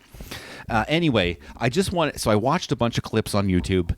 Watch it. It's fantastic. And I would go back and watch that. Yeah. Yeah. It's been a long time. Yeah. And like for instance, like they do one on eating healthy. Okay. And they'd go to Senator Lance Prevert's house. Yeah. And the kids would be like, it would always be reversed, right? And the kids would be like, "Oh, I'm going to eat some broccoli." And the dad would be like, "What the hell are you doing?" He goes, "Start eating some candy." And he starts shoving like candy. Like they would do like twists on everything. Yeah. I just wanted to bring it up. It's the best Canadian show of all time. You can't do that on television. Better than Murdoch Mysteries? Oh, dude, it's not even close. You can't do that on television. And it's true, because you can't do that on television. And Moose, the head girl, all the guys had a crush on her back in the day. Ah, Moose. Apparently, since this whole tariff thing with our southern neighbors kicked up, Canadian television viewing at the CBC has gone up by 36%. Get on town. Like they're making like fist money. Bring back. You can't do that on television. So now would be the time if they're going to lean into more Canadian television. Now is the time because it's gone up quite a bit. So good. Give me something. Some historical figures had epitaphs attached to their name. Okay, like the Mad or the Wise. Okay, yeah. What would yours be? Oh, the Angry. Corbyn Corbyn the angry. Or the Corbyn the morose. or the apathetic. Yeah, I think it'd be the apathetic. I think that Corbyn. Yeah, I think that would be best. Corbyn the apathetic. I was thinking I'd be Tanner the well endowed, obviously. Yeah, obviously. Yeah. And I asked my wife this question. Yeah, and and she she said Tanner the humorous. Not she didn't just even think about it. She was be Tanner the humorous for sure. I'm like, okay, not. I'm gonna ask my wife later. Yeah, ask her. What would you call him? Ask your partner. Like, what would you call him? Corbyn the what? The apathetic. I thought my wife and I be on the same page. It'd be Tanner the well endowed for sure. But no, she said Tanner the humorous. Can I tell you something? Sure. I kind of hope that the guy listens to our podcast and knows that because I think it's funny now. I think it's funny. I just wanted to eat my lunch in peace. I didn't want to have that conversation again. I was going to say, you've yelled at a lot of dudes already today. I kind of want him to know now. So he would say you're Corbyn the jerk. I'm Corbyn the apathetic because I didn't care. Yeah. Because I wanted to have my lunch quiet. You're nothing if not static. Can I honestly, is anything else more me than me doing that? Being a jerk? No, that's right. Not a jerk. I don't think I was a jerk. No, it is on brand. You are a brand maker. You stay on target. I was at my kid's baseball game the other day. Back to sports. I was at my kid's baseball game the other day. Yeah. You don't have kids, so Nope. you don't protect the kid. You don't have those kids to protect them from themselves. Fuck no. So I'm watching this fucking game, and we're playing this against this team, and I'm in the stands, and then I look at third base, and the other team's got this kid at third base, arguably the busiest spot in the field, and he's in his uniform, and he's wearing a fucking walking boot. He's wearing a walking boot. A walking boot. You know what I'm talking about, right? Like boots for walking. No, like if you get a broken ankle and you wear a walking boot, a medical walking boot. Oh, sorry. I'm not that old. Okay, so a sprain brace on his ankle. His parents brought him to fucking based and stuck him in the field. And he's going to play third. And he's playing third, and he's batting and running bases in a fucking walking boot. Is that parent or coach? This is a parent. This kid is 9. He's got a fucking broken something or a busted ankle, and you got him running the bases? I mean, yeah. That's insanity. That's how you win. That's insanity. Winners. But you know what? Up. I told my kid, I go, hey, come here. He's like, what? I go, you hit it to that kid. Yeah.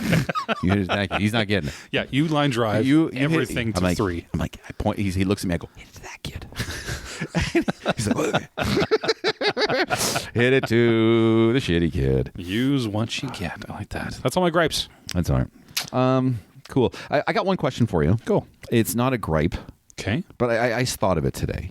I just wanted to say, pop culture, books, media, movie, TV, video game. Today, what are you most looking forward to? What's the top of your list? Short term is Battlefield 6. Okay. Coming out. What's long term? In October. Long term, I would like to see something generally positive come out of the Star Wars universe. I would like to be excited by movies again. They're currently filming the Ryan Gosling Star Wars movie.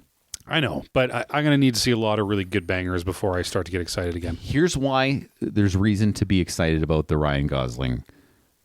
Name a bad Ryan Gosling movie. Dead serious. Like name one that he's in that's bad. I know. I don't think he lets them be bad. That's because they have good Canadian actors. We make them good. That's right. Right, we make good Canadian actors. But it's just there's a lot of cogs in that machine outside of whoever you put up front. Yeah. Right. So I would like to be excited for Star Wars movies. I mean, really for any big movie coming out. But long term, that's what I would hope for. Mm-hmm. What about you? Really quickly, side note, because it just popped in my head. Alanis Morissette. Yeah. She got her start on You Can't Do That on Television. Well, that makes sense. Yeah, she was. That also feels like something Ryan Gosling one or would be two on too. seasons. No, he wasn't. It was too young. He's too young for You Can't Do That on Television. Okay. Short term, Empire of the Dawn. The book comes out in November. Yeah. Long term, I mean, the easy thing to say is Dune 3, but I'm not going to say that. Honestly, it's not even long term. It's a little bit short term. Is the new Knives Out movie? I watched that trailer. I didn't watch the trailer. I'm going in blind. You haven't watched the trailer? No, Okay. I don't want to know anything. I know that someone's going to die, obviously, and they're going to figure out. But I'm going in blind. It comes out in November. Very excited. Did you like Knives Out or the sequel, The Glass Onion, more? Which one did you like more? Honestly, I would hope so. Oh, that's tough. Thank you. 'Cause I liked them both. Yeah. I really liked Glass Onion the second time, like super lots. Yeah. But I like Knives Out more. I like how they're both unconventional mysteries. I think I liked Knives Out more. Yes, I like Knives Out more, but like Glass Onion was in my top whatever movies of the half decade or whatever, remember? Why assuming all of the pieces of the movie are as good of a caliber as the first two. Yeah. I'm going to go on a limb Okay. and say this one's going to be your favorite simply because of the location and subject matter. Okay. Just off the trailer. Like obviously Okay. I don't know the story. All right. But watching the trailer and knowing your likes, I think this will be your favorite as long as everything else stays good. And we're going to revisit it when it comes. We're going to talk about that one. All right. I'm excited for that Before one. we get into our top 5, it is time for the live score reveals. Okay, hold on. Oh, all right. I gotta put music to this, so I gotta see what time we're at here. All right. Okay. Live music. They're not live music. Live sports reviews. Corbin, I'm gonna watch your face go. Okay, guys, I'm dead serious when I say I am looking at the scores. Now, there's 2 parts to this, remember. I have to look Yep, at the Blue math. Jays score. We're doing math, yep. We're going to do the Blue Jays score first, and then we're going to look at this Yankees score. We are hoping for a Blue Jays win, Yankees loss, best case scenario. Okay, I'm gonna narrate, and you just do what you want to do. Okay, I'm dead serious. This is true. This is a true reaction because I'm going to be fucking mad if they're... Corbin's pulling up his app, holding phone in his hands. Fuck yeah, we won. Oh, he's moving his Fuck body. yeah, we won. He's moving his body. 6-1, baby. 6-1? 6-1. Wow. Okay, are we doing... Okay. Okay. Read it out. Yeah, Oh, we're wait. there. We did it. Okay. Congrats. 6 to fucking 1. Congrats. All right. Who are they playing right They're now? playing Boston Red Sox. Ooh, So Boston fans are gonna be we've won the upset. game. It's over. They're gonna be upset. We've won the game. Who are the Yankees playing? They're playing the White Sox, one of the worst team in the league. So many socks. Okay. All right. Deep breath. Here we go. Scanning down. Fuck. Oh, Fuck. just in case. Fuck, I hate them. I hate You them didn't so get fucking that. much. And you know what? I bet you they won in the fucking end, too. No, they won in the 5th inning. Oh, okay. No, they outscored them in the 5th. They did pretty You know, good. I bet you it's all home runs, though. I fucking hate the Yankees. Fuck the Yankees, you stupid cunts. They just don't fucking lose. But it's your middle, right? You wanted the middle. We are now, our magic number is 3 with 3 games to go. And we now play different teams starting tomorrow. And we're pumping out our 3 best pitchers for those last 3 games. So we need another win, We need 3 wins. but Or the loss. combined Right, the Yankees minus one losses. And the Yankees are facing the team they're playing, their best pitcher. thing. Oh, okay. So tomorrow is looking good. But I am also, I told myself after my collapse the other day that I'm not watching any more regular season games because it's too stressful. Because it's just too much. I'm just going to wait for the playoffs because we have made the playoffs. It Yep. just depends on where we. And the reason why winning the division is so important is because we get a first round bye. So you just skip ahead. Yes. And as the standings line up right now, the Red Sox and the Yankees would have to play each first. other. And then I won't have to beat both of them Yeah. because I'm on the team, obviously. Yeah, you're there. Yeah. Hey, so we did half. Well done. We well did done, 50-50. Corbin. You seem excited. Jays won, and Blue Jays or the Yankees. Fuck them.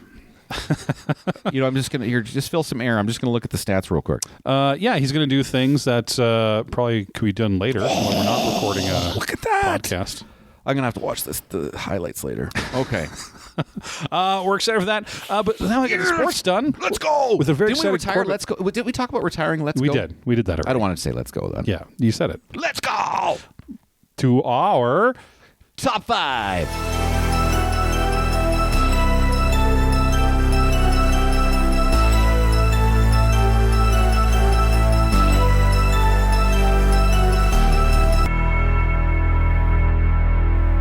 It's my top 5 today. Corbin, tell our listening audience what happens in our top 5s today. Okay, so it's very simple. It's Tanner's turn this week. He comes up with a topic. Okay, he tells me what the topic is.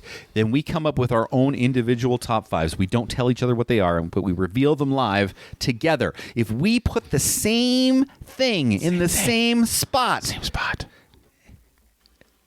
we will celebrate and shake hands and maybe sing a song. It's happened once. It was an exciting day. What was it that we did? I don't remember. We should have documented that. It is. You could go back and listen to it. I know. Okay, we got to document it from now on. The successes. Top 5 of this podcast is number 2's.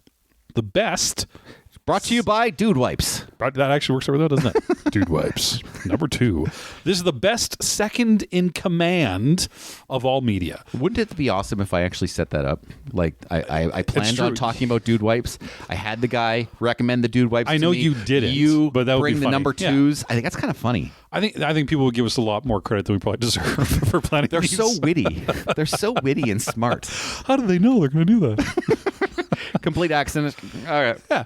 And we had to plan it like weeks ago with the shit episode. Yeah, it was just holding off. Yeah. And we drop it in. Yeah. Number 2, which is number 5. All right, now I went unconventional with this whole list. I think maybe not unconventional. Yeah, you say that a I got lot. some good ones. Okay. I got some good ones. Okay. Okay. Now number 2's in command. Yes. All right. My number 5 is a gentleman by the name of Sergeant Horvath. Horvath. Yes. He is played by Tom Sizemore in Saving Private Ryan. Oh, I love me some Sizemore. We talked about him before on this show. In Heat, probably. Yeah. He's really good in Heat. He has a role. He plays like the number 2. He's always the sergeant. No, in Army movies. Val Kilmer's the number 2 in Heat, I think. Yeah, okay. Tommy Sizemore. Anyway, Yeah, good anyway, one. That's a Sergeant good one. Horvath. That's a The good reason one. why I like this guy Yeah. is because Tom Hanks is kind of the silent leader. Yeah. And he'll just kind of he just kind of says something, and then the team argues about it, and then Sergeant Horvath is the guy who said, "Okay, now fuck it, we're doing it." Yeah, we're the drive. right? Yeah. And like, I mean, there's this one part in the show where one guy's blatantly gonna break rank Yeah. and just fucking ditch the whole company. Yeah. And Sergeant Horvath is when he pulls his gun out, he's like, "I will fucking shoot you dead if you do not fucking get in line and start." And it's like a thing. Like, Yeah. and then what I love about him is that because he was such a prominent figure in guiding this company and supporting his leader, his death was that much more impactful to me. I think Sergeant Horvath is so underrated as a number 2. And Sizemore plays it super well. Yeah. That death scene. Just because he's just angry to the end. He's like, fucking fuck. He is pre-drugs in this movie. Yeah. It's good. That's a really good one. Yeah. Now, Are we doing that? oh, sorry, I just want to say one more thing. Yeah, sorry. Sergeant Horvath. Okay. Number 5. I went a little basic bitch on this one, but I love it. Okay. I love it, and I love him. Okay. Commander Riker from Star Trek The Next Generation. Dude. He gives me shit earlier. He's literally the number 1 of number 2s. We'll see. I got 4 more better. I mean, TNG is what I grew up with, and I just, man, he's actually, today in they talk about shows and movies, and everyone's always like, oh, yeah, toxic masculinity and girl bosses and blah blah blah, and how they always like there's just all this fucking talk about this shit. But like, I think that William T. Riker, Yeah. is one of the best examples of positive masculinity in television, period. Describe positive masculinity to me. Well, I don't know if this is a proper definition, but how I would say it is someone who is a very good leader, Yeah. but not oppressively so, who can take command when shit goes super sideways. He can step up and be the big tough guy, but he's also going to sit back, open a jazz lacy T-shirt. He's going to play some trombone, Yeah. and he's going to pick up some ladies, Yeah. and then he's going to also but hold shit accountable, Yeah. but he's not a dick about it. Okay. But he can be firm. But he can be, but when it's time to step up, he'd be like, no, we're going to fire, right? Yeah. I just think he's a really good male of example, of positive masculinity in entertainment. Can I be honest with you, though? I bet you he watches Fried Green Tomatoes. I think he would do it on the holodeck. He would on the holodeck. He would go on the holodeck. He'd go do it, yeah. No, that's a good one. Yeah. Ready? Number 4. That scared me. Okay, maybe mine's basic bitch, but because I think when you think of this topic, you're thinking good guys only. Nope. I'm going bad guys. My next one's a bad guy. I'm doing bad guys. In fact, I've done various mediums within entertainment for this, and so I think mine's kind of a softball. Okay. But mine is Carl Carl. from Die Hard. Carl. With a K. Yeah, the bad guy. The guy with the long blonde Carl hair who with a gets K. who's strangled by the chain. Carries the Steyr Og. Yeah. So anyway, this guy's badass. I want blood. Because he's the crazy. He's the crazy number 2. Because his brother gets killed. Yeah, his brother gets killed, and but he's kind of off the hook to begin with. Yeah. And anyway, it's a great number 2 because the main villain, has to ring him in and kind of rein him back. Yeah, and he pushes him against the wall. And he says, "I want blood," and you will have it. You will have it. We're gonna calm the fuck down, or whatever he says. And I like him because he's just so like sinister and yeah. you know what I mean. He's also he's the quintessential 80s villain, which Hans Gruber is not, right? And so, but you needed that foil for McClane to have. Yeah. And he's that perfect German. You have to have villain. that step progression, and best fight was Carl. It wasn't Hans Gruber, right? Hans Gruber doesn't fight. No. Yeah. So it was Carl. Yeah. Great, and to this day, one of the best action fights in movies. And I don't know who the actor is. No, I don't know. But it's good. Yeah, it's really good. It's good, and he had good hair. He had really good hair. Really nice hair. If you look back, though, it's not that good. I think it's pretty good hair. It's got no volume. No.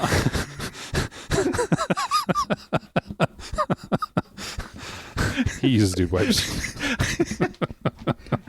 Number 4. Let's do it again. Number 4 is number 2 from Austin Powers. Come on.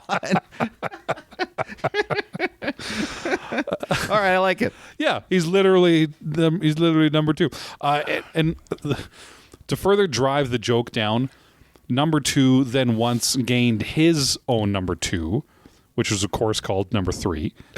And to further it, the number 3 later turned out to be the mole for the good guys, who was only referred to as the mole, even though he was a recurring character in the next 2 movies, but they still wouldn't give the title. And I always like, every time it just hits me, I like to go number 2.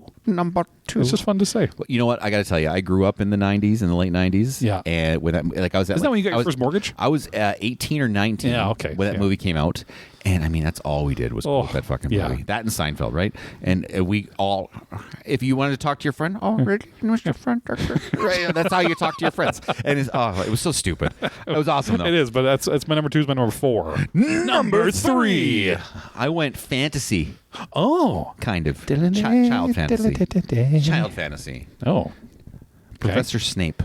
Oh, that is child fantasy. Here is why. Okay, he's an unsung number 2. To whom? Who's the number 1? Dumbledore.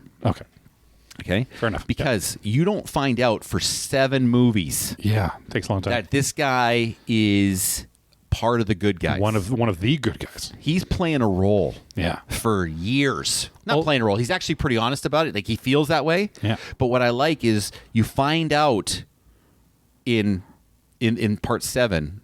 Part 7, part 2. Long story. Anyway, in the 8th movie or whatever, that he's actually been working with the main guy the whole time. He's been the number 2. Yeah, he's been like the secret soldier, doing all the backdoor workings with the bad guys. Yeah, and then he gets a crazy redemption arc where after you've hated him for 6 books or 7 movies, he comes back and you're like, oh man, I kind of like that guy now. Great number 2. That's great. And you're able to get Hans Gruber on there, which I like. And I got Hans Gruber on there. It's always a good list. Pretty good one, eh? I like that too. Number 3. I went with Charlie Prince from 3:10 to Yuma.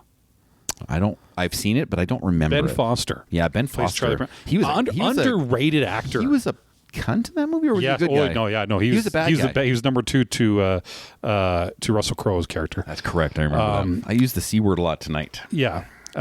Is Ben Wade. Brought to you by Dude Wipes. But yeah, he's the psycho cowboy, right? Yes, I remember. When the bank robber Foster's fucked up too. Yeah, I really like Ben Foster as an actor. Yeah. He's underrated, man. Yep. Bank robbery, boss gets pulled away, and I mean the psycho part comes in handy because that's kind of a lot of the characters that he plays. But if you watch that movie, it's a really good Western. Yeah, you got Christian Bale, you got Russell Crowe teeing off on each other, a time limit, train, it has all the things. But I think Ben Foster's portrayal comes out above everybody else in that movie. Because when you leave that movie, you're thinking about Ben Wade's the character. Yeah. More so than the other 2. Because he's crazy, but he's very determined, and he's not like crazy, but it's just really good. But he does everything he does for the boss, and then when the boss, spoilers, turns on him, sort of, to help the good guy get to where he needs to be. And you just see that fucking change in him when he realized everything he did for this movie for this guy changes. Yeah. And now he becomes the antagonist. You're like, oh, that's good. That's pretty good. That's good. That's good backup. I don't remember it specifically, but I remember going, okay, Ben Foster's pretty good. Great movie. 310 Yuma, go watch it. Great movie. Number 2. I went with my greatest childhood number 2. Bar none. I don't think there's an equal. Okay. Except, like, for childhood. My childhood number 2. Okay. Starscream. Yeah.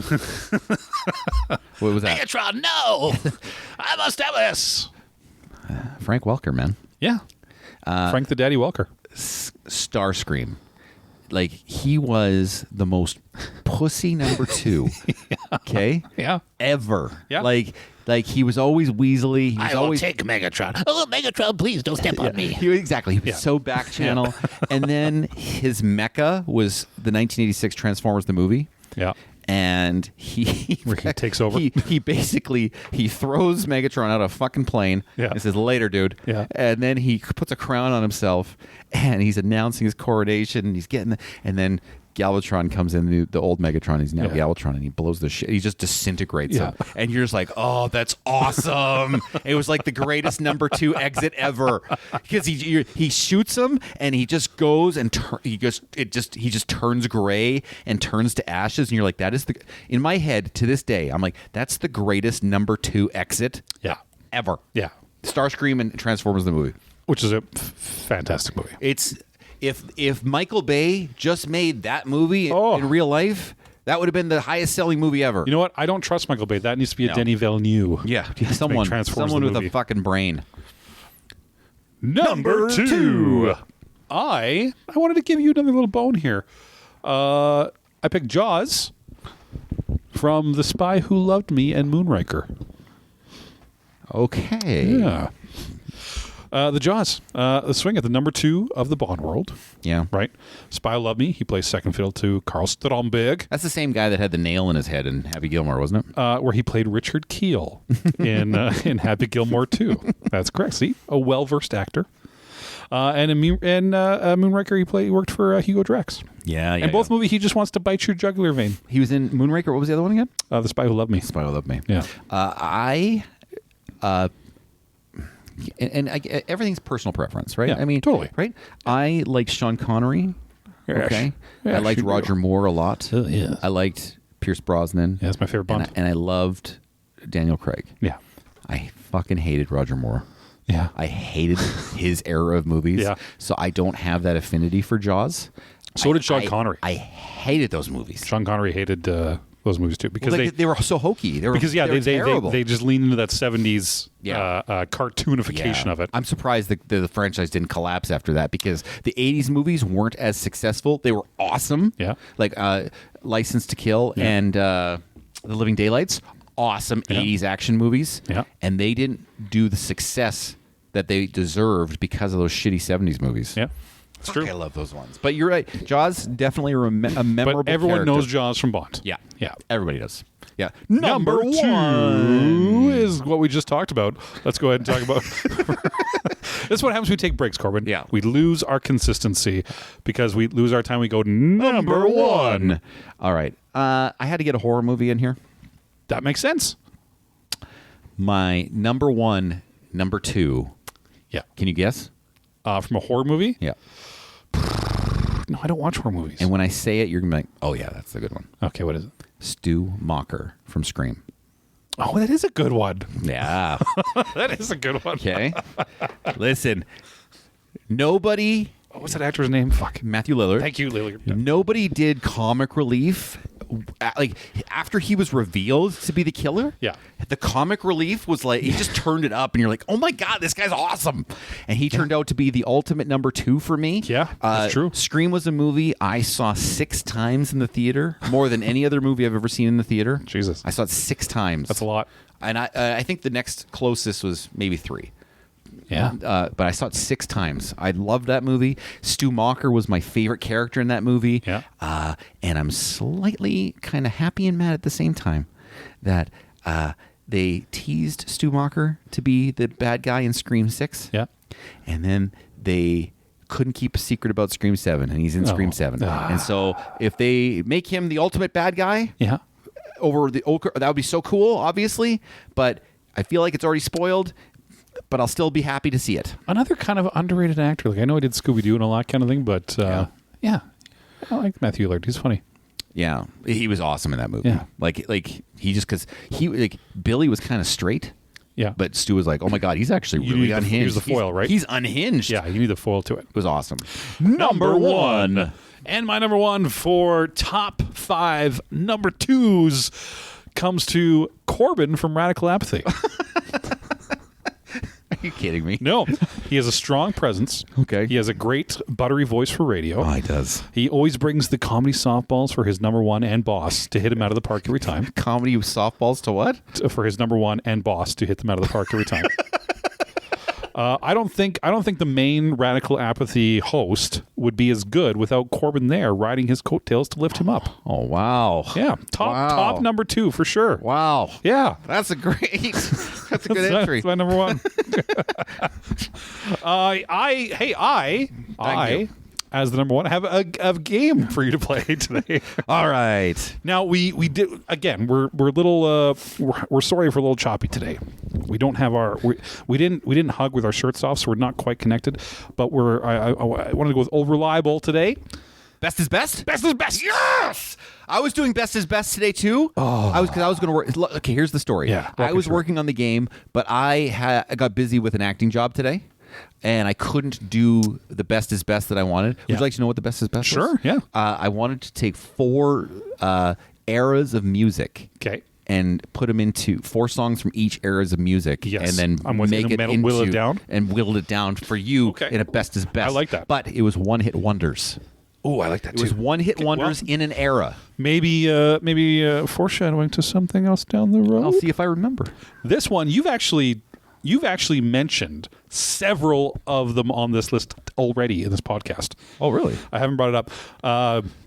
It's a staple. I'm pretty sure you're going to know all of these. Yes. Best is best. We do a tier bracket system, and we're going to find out today. Should I really quickly? Should you let me guess the 16? It's 16, right? No, I'm going to walk you through it. But yeah, it is 16. Correct. What if I guess the 16? No, then it's a different game. Okay, you got to know. I'm going to lay it out for you what it is, and then you can go from there. All right. Best of best is 1980s cartoons. Oh, okay, cool. So I figured this is an easy one. Yeah. Everyone's going to know. Well, it depends how deep you get, because I got to tell you, I have an extensive knowledge of 80s cartoons. Extensive. There's a lot of 80s cartoons, and this is only a tier 16. So and I'm gonna say, where's this? Where's that? So and there's a lot. There's a lot I cut off of this list because I think when I pulled them off the internets, it started with 140. And I took it down to 16. I love this. I want to impress upon the people at home. I grew up in the 80s.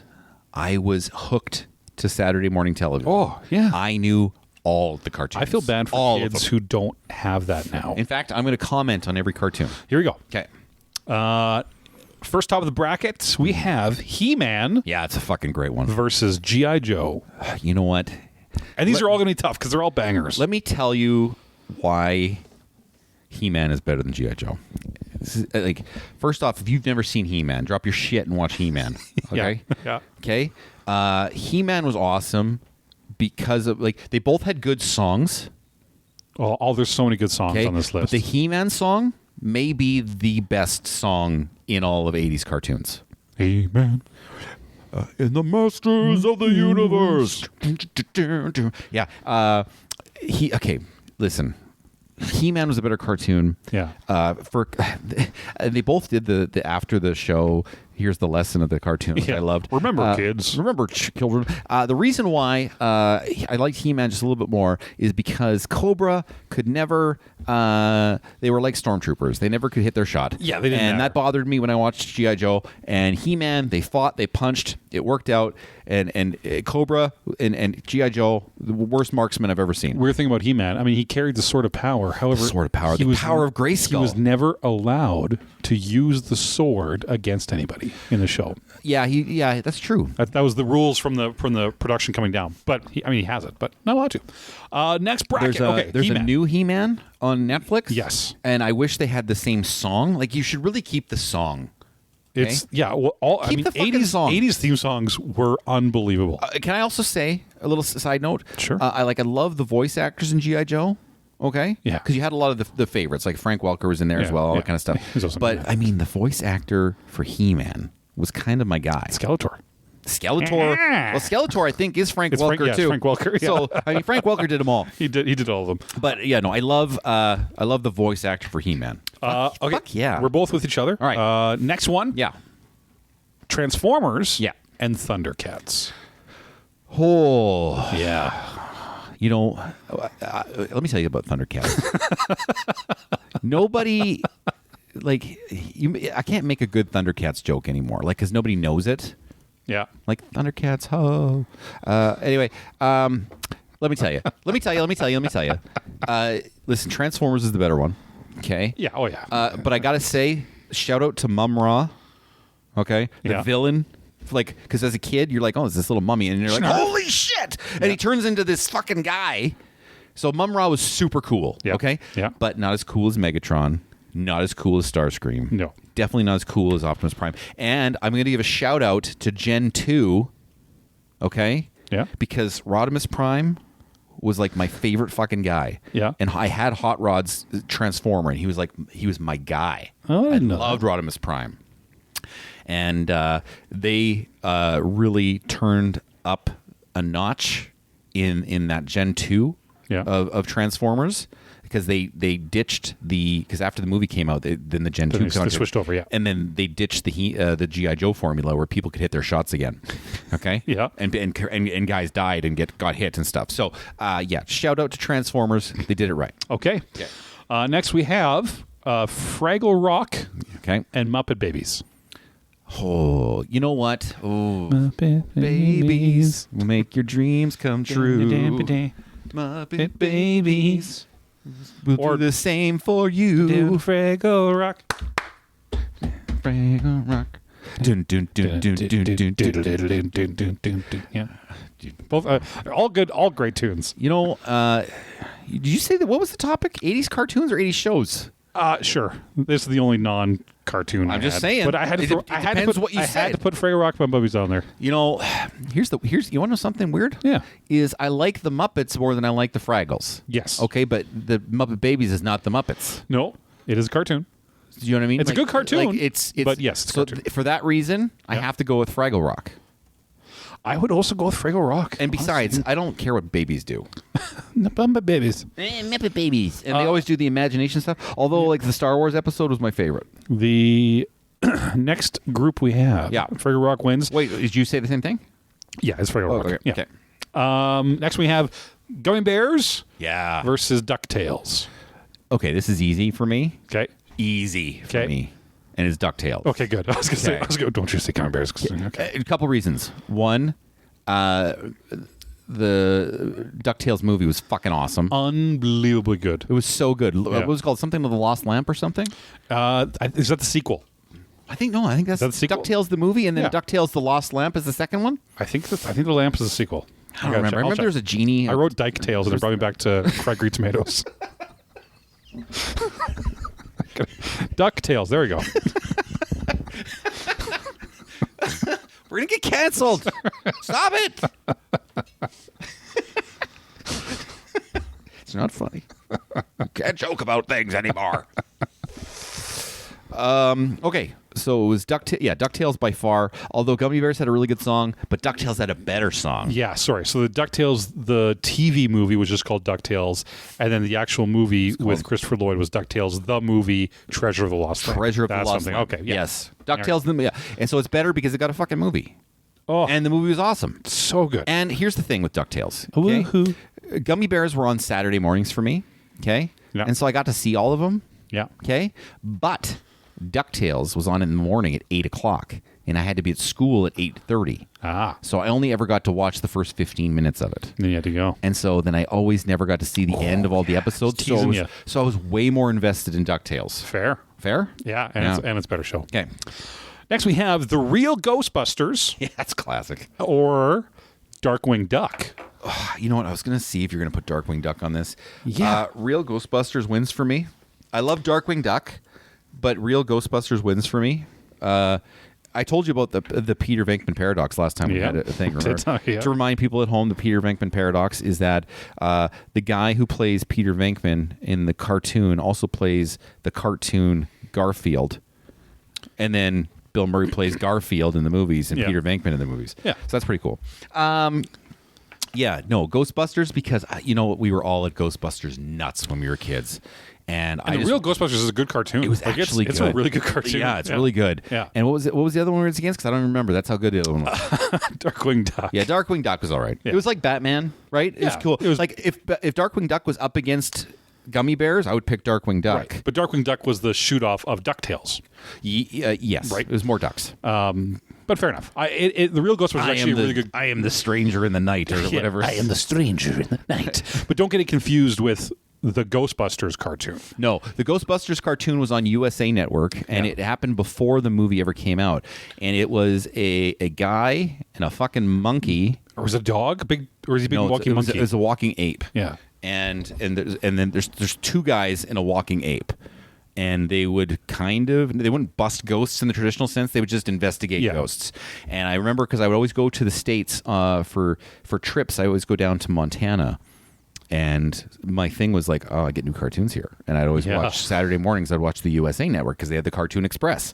And Ghostbusters was on there. I'm like, what the fuck is this? What is this? What is this Ghostbusters? I don't want this. Yeah, the real Ghostbusters is the one you think so the real Ghostbusters is off of the movie. Yeah. I'm glad. Hey, you know what? I'm proud of you for knowing the regular Ghostbusters. Oh, yeah. Well, I also learned that lesson hard as a kid. Yeah. I was like, what the fuck is this? Yeah. Next, you know what? Can I just say, number one? Yeah, tell me. Yeah. You impress me with your knowledge sometimes. Well, Thanks. Who do you think's more knowledgeable about stuff? Oh, you for sure. But you have knowledge. Well, I know. I think it is you more. I think we complement each other well. I think we do. I think we fill a need where I think you have a better knowledge. I think you're more articulate, explaining that in a better way of teaching it. Where I am I think I'm a little faster on the humor and have a big wiener. Is the difference between Gotcha. us. Yeah. Gotcha. Next, I have. Man, I thought it was gonna end well. And it always ends well. I have the Super Mario Bros. Adventure Time. I picked the other one. Or TMNT. Oh, TMNT. Yeah. Not even close. Yeah. The Super Mario Brothers cartoon was awful. But it started with the two live action dudes, and then they would show the cartoons on the Nintendo Network after. But yes. Listen, it was the most mess of a cartoon you've ever. It was just a mess of a cartoon because there was. First off, they had the live version of Mario and Luigi, and I fucking hated those guys. Yeah. It was never what you thought. No, it was just it was a shit show. Okay, it was awful. Good. The other one that I gave it to was what again? Teenage Mutant Ninja Turtles. TMNT. Dude. Fair enough. TMNT was awesome, dude. Like that started the whole genre of anthropomorphized animals doing action. Right, I started everything. Right, it started as gargoyles, the sharks, street sharks. Gargoyles is '90s cartoon. But that's where I grew up. And so I'm saying it started a trend. No, I'm just saying it better not be on this list. No, these are all started in the '80s. Let me tell you, TMNT. Yeah, like it was awesome because then every kid had their favorite turtle. Michelangelo. They had their favorite bad guy. You know, it was awesome. Yeah, it was such a good movie and. Great fucking song again. Like that's where a lot of this shows. Like if you want me to pick a good show, you have to have a good song. Because your song is shit, I ain't picking you. Yeah. All right, let's go. 13-14, we have 1983's D&D cartoon, Dungeons and Dragons, and Smurfs. Can you name all the weapons in Dungeons and Dragons cartoon? No. All right, ready? Okay. And you name them, and I can tell you if they're still in use today in D&D. Because today D&D, I know. All right. So there was a staff that grew into a staff. Yeah. There was a shield that blocked everything. Yeah. Okay. There was a wizard's cap that did stuff. Yes, still there. Yeah. There's a cloak that made you invisible. Yes. Okay. Yeah. And there was a bow that was just the bow. Yeah. And then when you went to pull it, the magical string appeared. Yeah, but it looked like electricity. Yes. Yeah. Okay. And fired off. Yeah. Am I missing anything? The unicorn. No, that's not a magic power. That's not a weapon. There was a unicorn. I don't remember what the unicorn's name was though. It was dumb. It was an annoying dumb unicorn. Yeah. I think I got all the weapons. There's only 5 of them. So yeah, you got them all. I think I got them all. Yeah, there's 5 kids. I loved Dungeons and Dragons cartoon, and I want you to know that I watched it at a time. So I didn't know Dungeons and Dragons was a game. Yeah. I had no idea. You just saw the cartoon. I saw the cartoon. Okay. And I just loved the weapons, and I just desperately wanted those guys to get home. I desperately wanted them to get because home. they were just kids playing D&D that got pulled into the world. Every goddamn episode, they were close to getting home, and they never got home. Yeah. And apparently there was an episode where they did get home, and I never saw it. If it did, I might have to look at YouTube now if there's an episode of them getting home. Yeah. D&D, Smurfs is for bitches. Smurfs is for that guy that was watching Fried Green Tomatoes. D&D. Last week on our first bracket, we have Mask versus Voltron. You know, this is the first time I'm going to say there's a bye. I don't like either of these cartoons. Well, then I'm going to lay it out and say Voltron because Mask is just a fancy ripoff of better shows. I will say I had a Mask toy. I had it was popular. I had the blue 57 Chevy. And you turned the top, and then like guns and shit, and it popped up. Everything and changes, it right? was all right. It was a ripoff that did well, but Voltron, I think, it came off. Voltron, I can't do Voltron because it's just Transformers, man. But it was his own thing. It was its own. First, it was some kind of line, and then it became. That's all 16? vehicles. Yeah, I'm saying all 16? Voltron 16. That's all 16. Okay, let me just Throw out your buys that you didn't see. things that should have been in the list. Yeah. Let me just I'll think tell you off if they were on my list that didn't make it. things on the top of my head that should have been on that list. This is tough. I know. I cut a lot of them off. I'm going to say the Beetlejuice cartoon. Oh, and that was good. That came down for me. The Beetlejuice cartoon should have been on there. Great cartoon. This is going to sound so stupid, but there was a Rubik's Cube show that I liked a lot when I was a kid. It was called, I don't know, Rubik's something. Or it was talking. It was a talking Rubik's Cube. Yeah, don't know that one. Oh shit, this is good. This is a good one. Yeah. Captain N, the Game Master. Captain N, yeah. Even though Nintendo attempt. Listen, but a lot of people don't like Captain N. But man, I was desperate for Captain N, and to get back home again. Because the problem was, and you learned in later years that it didn't have a great production team. And they didn't use half of the shit because they didn't look at it. I'm telling you, week to week, sometimes it was on, sometimes it wasn't. It was silly. Like their Mega Man was like this weird little fucking red thing. It was not actual Mega Man. Yeah, but I mean, Mother Brain and King Hippo was awesome. Yeah. And then I forgot, what was Eggplant King? He was on there? Eggplant. Yeah, Eggplant King or whatever. Like it's all off-brand Nintendo villains and characters that were on the show. Yeah, because the kid was playing Nintendo, got sucked to Nintendo. Yeah. True that. True. I'm going to think about it later, that. but I'll keep thinking. Top of the list, we're going to go He-Man and Transformers. Oh, this is tough. Ooh, that's a good one. This is tough because I know what I'm going to say, but if you would have asked me when I was a kid, I would have said Transformers. But when you ask me as an adult, I have more affinity for He-Man. Interesting. I got to tell you, like, and then you got to break it down even more. Like, I know it's the show, but you got to break it down even more. Which had the better toys? Well, Transformers. Well, here's the thing: He-Man were so solid, man. Like, they didn't break ever. They had action poses. Yeah, but which they had toy they line had the damage, did more? The damage ones. What toy line did better? Like, arguably. Transformers is the bigger brand. I had Castle Grayskull, and I had. Did you? Oh, you son of a I bitch. had Skeletor's My castle friend as had well. Castle Grayskull. I had So Skeletor's jealous. castle, and it had a microphone that you could talk into and go rah, Really? rah, rah, rah, rah, like I'm doing now. Yeah, pretty much. Like it made you talk like Skeletor. It was fucking That's awesome. cool. That's cool, actually. Yeah, and But we're not talking about the toys. And then I had Battle Cat. We're talking about the shows. Listen, better show. because of Generation 2, it's Transformers. Okay. If Generation 2 didn't exist, I'd probably go He-Man. I would also go Transformers, so that's why I was waiting on you. Yeah. Next we have... What's your favorite Transformers episode? I'll come... Actually, the first thing that popped to my mind was when they killed off the Bumblebee guy in Beast Wars. Was the first one that popped to my head when you said that. I had to think about Transformers G1. But it's not Beast Wars. No, yeah. First one, Transformers. My favorite, I have two. I have one where there was this gold pond, and the Transformers found if they went in the gold pond and coated themselves with the gold liquid, they were invincible. And then Omega Supreme's only appearance on the cartoon was him fighting in this gold liquid against the Decepticons. It was pretty cool. What's your favorite one? Well, that was one of them because I had Omega Supreme and he was never on the fucking show. It drove me nuts.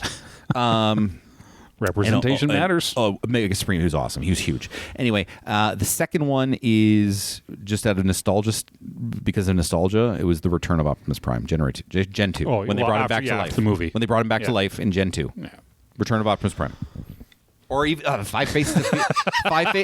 Five Faces of Fear? The Five Faces of Fear. It was a 5-parter. It was the 5-parter that immediately followed the movie. So it was like a sequel to the movie. God, that was good too. Five Faces of Fear. They're a good show. It's Five a good Faces show. of Fear. It's a good show. It stays up. Yeah. Next we have on the bracket Fraggle Rock and DuckTales. DuckTales. Woohoo. Yeah, DuckTales, because it's a cartoon. And I agree. Yeah, it's DuckTales. And I again, had a movie. DuckTales is awesome. Next we have the real Ghostbusters versus Teenage Mutant Ninja Turtles. I know what I'm picking. Listen, I had a Pro-Con pack. I had a trap. I had all the Ghostbusters figures. Yeah. I had a Slimer.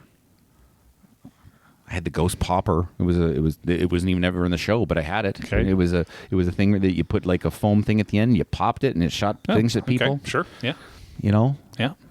There's so many Slimer toys that we had. Or what was the other one? Teenage Mutant Ninja Turtles. Fuck. You know. Come on, the Foots, April O'Neil. You know, here's the thing. I mean, what lasted more? You know what? Nostalgia? No, fuck it. What was the better show? Oh, they're both good. That's the thing. They're both good. Show. They were both. They're both great. Real Ghostbusters is a great cartoon. I'm gonna go with Real Ghostbusters. Are you going Turtles? Yeah, I think that's the wrong choice. I don't honestly. know. It was tough though. Like this is down to the wire. I'm nitpicking. The toys had something to do with it for me. Well, yeah, but TMT had great toys too. They had actual ooze you could play with. They had the Technodrome. I had the Technodrome as a kid. That big circular. What has a more brain lasting drove. cultural impact? It's Ghostbusters. But they're also remaking a bunch of TMNT movies, Where? like all the time. What movies? What are you talking They about? just had one come out like 2 years ago. A cartoon? Yeah. A couple. Yeah. Oh, it's a cartoon. You know what? I gotta say, all of the sequels that have happened recently in both films have sucked. So That's true. they've all sucked. That is true. But if you're talking video games, TMNT is fucking Shredder's Revenge. Did you play Shredder's Revenge? Yes, it's way better. Awesome. Okay, you know what? You could convince me on this. You know what? Fuck it. I'll go TMNT because I mean, yeah. Yeah. Let me ask you. Let me ask you this. Yeah. Do you remember how the Real Ghostbusters theme song went? No. Either do I. So you know why? Oh. So that's actually going to swing the tide for me. Okay. TMNT. Okay. I don't mind that. If I could remember that song, maybe. It's a good point. Yeah, I had to correct myself. I can guess this one answer from you, but the D&D cartoon or Voltron? Yeah, D&D cartoon. Okay, D&D culture. I didn't know you had that much of a history with D&D. I threw that on there thinking you wouldn't enjoy it. Dude, I know my shit. You know? Apparently. Like, I know my shit. Apparently. Wait. Something's just come to my head. Oh, God. What was it? It was a show on CBS that showed up around Dungeons and Dragons. There was there a Back to the Future cartoon? Yes, there was. So I have a Back to the Future cartoon in my head for some reason. Yeah. What was which the cartoon? I liked. Yeah. I'll tell you one I liked. Pro Stars. Pro Stars. Fucking love Pro Stars. with the hockey guy. So it was Michael Jordan, Bo Jackson, and Wayne Gretzky. Yeah, the hockey guy. Yeah. And so, and I remember the song. Pro Stars. He goes fastball, big swing, Bo knows everything. And it was the Pro Stars. We are Pro Stars. Yeah. So, and I ate the cereal. It was terrible. But I liked Pro Stars. I liked that one. I liked the A-Team cartoon. I think that's missing. That was a fun one. Oh, that wasn't even on the But list. there's two cartoons that you're missing that definitely 100% should have been on this top 10 or top 16. Number one, DC Superheroes, or the whatever it's called, Super Super Friends. Friends. Super Friends had to be there. But it might not have been there because I think it started in the 70s. Exactly. Yeah. Okay. It didn't start in the 80s. Yeah. Maybe three things, okay? There was a version of Scooby-Doo that started in the 80s called The 13 Ghosts of Scooby-Doo, or Scooby-Doo, Where Are You? Is Scooby-Doo, Where Are You? And I avoided those ones because the timeline is so fucked, because so many of them start like in the 50s and then the 60s version, and 70s. I tried to think of the ones that started in the 80s. I'll also say... And carried on. Yeah, I'll also say a pup named Scooby-Doo, which started in the 80s. and it was the Scooby-Doo kids as for people as kids. As babies, yeah. Which I loved. Scooby-Doo It was babies. super ridiculous and fun. And then finally, now this is a kind of a deep cut. It doesn't seem like a deep cut, but it is a deep cut because not a lot of people knew this. Okay, it was Spider-Man and His Amazing Friends. Okay, I cut it off the because there was a Spider-Man cartoon. It was the shitty one that we all think Yep. of. Yep. But no, on NBC there was Spider-Man and His Amazing Friends. Can you name His Amazing Friends? Go. No. It was the weirdest collection of superheroes because if you look at like the canon today, you're like, why are these people together? Yeah. So it was Iceman Okay. and From Firestar the X-Men. and From the Firestar. X-Men. Okay. Yeah, and Firestar. That was his friends, just two guys? Yeah, it was those. No, Firestar's a girl. Spider-Man and His Firestar. Amazing. What's the guy's name? Friends. The fire guy. What Pyro from the X-Men? Yeah. No, it's not him. It's Firestar. So it's Spider-Man and His Amazing Friends. Love that show. Yeah, it's a guy. No, Firestar's a girl. Al No, Milgram. Search Spider-Man and His Roddy Amazing Ram- Friends. Oh, this is who made them. No, Spider-Man and His Amazing Friends. Search the show. Oh, Angelica Jones. That's There it her, is. Angelica. Yeah. Angelica Jones. On the other comics, it's a dude, but I think they must have made it a girl for the show. And if we're talking about not just cartoons, yeah. the one that would have won if it was on this list is Saved by the Bell. So that's just the way this would have went. Okay. Fair. Just foreshadow. If it was on the list, it would have won. No, that's fair. Tanner learned a lot about himself and ladies watching that show. You know what? That's it, Yeah, right? yeah. That was the thing. Yeah. And I was in. Like I was in. In like Man, Flynn. did okay. Where's my wife? Don't listen to this one. Like I wanted to throw down with Kelly Kapowski, Yeah. obviously, and Stacey Carosi. Yeah. Remember Stacey Carosi? Yeah. She was from the beach episodes. Sign up for all of them. The beach episodes. Those were my young crushes when I was a kid. What do you want from me? Oh, no, hey, Kelly Kapowski all- was all of we're us. all- We all grew up to Kelly Kapowski. Right? Yeah. Semifinals. We have Transformers versus DuckTales. Transformers. It is Transformers. Next, we have the Ninja Turtles versus D&D. Because D&D wasn't a long-lasting cartoon, Yeah. and TMNT It was one season for yeah, D&D. Yeah, and that didn't seem like that. It seemed like I mean, it's 26 episodes, but it was one season. yeah, TMNT for sure. Which I figured this was going to be it, honestly, is Teenage Mutant Ninja Turtles or Transformers. Saved by the Bell. No, yeah, Transformers. Yeah, wins. it is Transformers. Although, Transformers does win. although, like He-Man, it's up there, dude. I love. You got He-Man. rid of it. I know, but I love You He-Man. lost to Transformers. Loved He-Man. It was good. I'm trying to think of one more. Like, can I think of any more 80s cartoon? Like, I know they're there, but I'm trying to think of the ones I loved. You know, there's so many. There's a lot. Like every year, there'd be like tons of shit that would just come in, and you're like, holy. well, there's shit. so many that you think you remember, but were actually just. Where's that 150 list? Can Yeah, you list I'm- something that we didn't put on there? Yeah, there's so many that you thought. I'd like you to test me and see if I can remember some of them. Let me find my list I had. I loved ABC's after weekend specials. Oh, the 2-Minute Werewolf. Do you remember that one? Nope.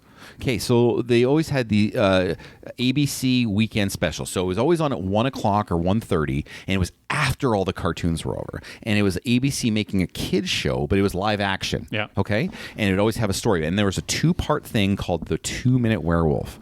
Okay, and it was this kid who turned into a werewolf, but only for 2 minutes, and he was hiding it from his friends and his family, and he had to do something. 2-Minute Werewolf, man. ABC's after weekend special. Good stuff. Okay, I'm gonna bang on a bunch Okay. off the list here. Go. Snorks. All the Snorks. I remember the Snorks. They had the- Richie Rich. Oh, Richie Rich was a good one. I loved Richie Rich. I had those ones. Put that one on there. Heathcliff. I didn't put No, Heathcliff that wasn't on good. there. No, that one's. Just keep saying. I want to know if I know them. I'm just going through the ones we have Okay. on the list already. Camp Candy. Camp Candy was a John Candy cartoon. He voiced like all the episodes, and he was a camp counselor. Are you going to watch that show coming out about John Candy? Fuck yeah. That looks really good, actually. Dino Riders. Oh, you know what? I'm not as familiar with Dino Riders. I don't think I got that one. They're space aliens who are dinosaurs that are running away and they end up going to Earth. I love the Great Space Coaster. Yeah. That's another one I like. The Great Space Coaster. Beatles who talked about Alvin and the Chipmunks. Alvin and the Chipmunks. Dennis the Menace. Yeah, Dennis the Menace wasn't that good. How did I forget Alvin and the Chipmunks? I didn't put it on there. Here's one I didn't put on there. There was also a sub-series that was Alvin and the Chipmunks Go to the Movies. And so it was my favorite because every episode they did a movie-themed one. And it was like based on real movies. I took this one off. I replaced this one. Where is this one I replaced? I put the Smurfs on instead of this one. Inspector Gadget. Oh, yeah. I didn't like Inspector Gadget. It was an after-school show. And I thought he was just so... The reason why I didn't like it, because I thought he was so fucking stupid. He was. Yeah. No, that's 90s. That's lying. Gummy Bears we talked about. Yeah. That's 90s. This one I didn't know. David the Gnome. I didn't know that one. Never heard of that one. Didn't know that one. Johnny Quest. The Adventures of Johnny Quest. Yeah, I didn't like Johnny Quest. Not a fan. There's a Mega Man cartoon. Mega Man wasn't that good. You think it would be good? Wasn't that good. Dr. Wily's kind of annoying after 2 episodes. Adds up quick. I think we could do a 90s of this because there's really good. Chippendales, Rescue Rangers. Dude, I forgot about Chippendales Rescue Rangers. You know how I feel about that. Yeah. What we you talked about it before. Didn't I tell you I was watching the movie? We talked about it before, yeah. Dude, it's so funny. Danger Mouse, Star Wars Ewoks. Sucks. She-Ra. Star Wars Ewoks sucks. She-Ra, if you want to get into it. You got to go She-Ra. Teddy She's Ruxpin. awesome. Teddy Ruxpin sucked. There's not the Care Bears. Purple Pie Maker. Who's that? Strawberry Shortcake. Oh, that was a big one. The Cabbage Patch. The Care Bears. Dolls. The Cabbage Patch Kids. Yeah. Yes, that was a show. Garbage Pail Kids. Garbage Pail Kids. The movie. As a kid, I'm like, this is awesome. But yeah, it was a great decade. Do I you remember that movie? I remember the cartoon show because wasn't the movie real life just with the weird things? It was real life, and the kids were real, and they all puked and farted. And my parents were like, "What do you watch?" I'm like, "Garbage Pail Kids." I don't know. And we had the cards, and kids would show up with the cards. Yeah. You're like, "These are gross," and you're like, "Oh my god, this is a kid with a severed head," and it was like Headless Nick or something. Headless Bobby. It was fucked up. They had weird cards back then. Transformers is the top win. I think everyone saw that coming. But I think revisiting this in the '90s cartoons would also be a good one because we had a lot of good hits in the 90s. But Saved by the Bell is the real winner. Yeah, Saved by the Bell wins for everybody, I think. It started in '89. Did it really? Yeah. I would have said it started in the 90s. No, 89 through 94, and then they had the new class, which wasn't involved. Screech and Belding were still there, but the new class but had different characters. Yeah. And then they had Saved by the Bell, the college years. And then they finished it off with Saved by the Bell, Vegas Wedding or whatever. And it was awesome. It was awesome. Vegas Wedding, and they finally got married, and I was so happy. And then he got old. And then Kelly went to 90210, and I'm like, I guess I'm watching this show. Guess I'm watching 90210 now. Hey, it was awful. I had fun today, Corbin. Did you? How long have we done this for? I made you stay. I told Tanner I was not cutting anything out today. No, we're going to have long talks today. So, but you know what? You guys missed us for last week, so we're gonna talk about this week. This one is 40 something. 40 something. Yeah. 43. That's the episode number. Yeah. How long is this? Oh, how long is it? Yeah, I can't see it from here. Well, we'll be pushing plus. We'll be pushing 2+ for this one. But you guys, you know what? You deserve it because you're excitable and good people, and we'll come back in a fortnight's time and do this again. Brought to you by Dude Wipes, and what was the other thing it brought to you by earlier today? More pooping. No. Dude Wipes and something else that we did earlier. Yeah, come talk to us. And Skechers, that's right. And fried green tomatoes. Stay fun. Ask yourself the questions that we tell you to. All the things. Doesn't matter. Have a good night. Bye. Love you.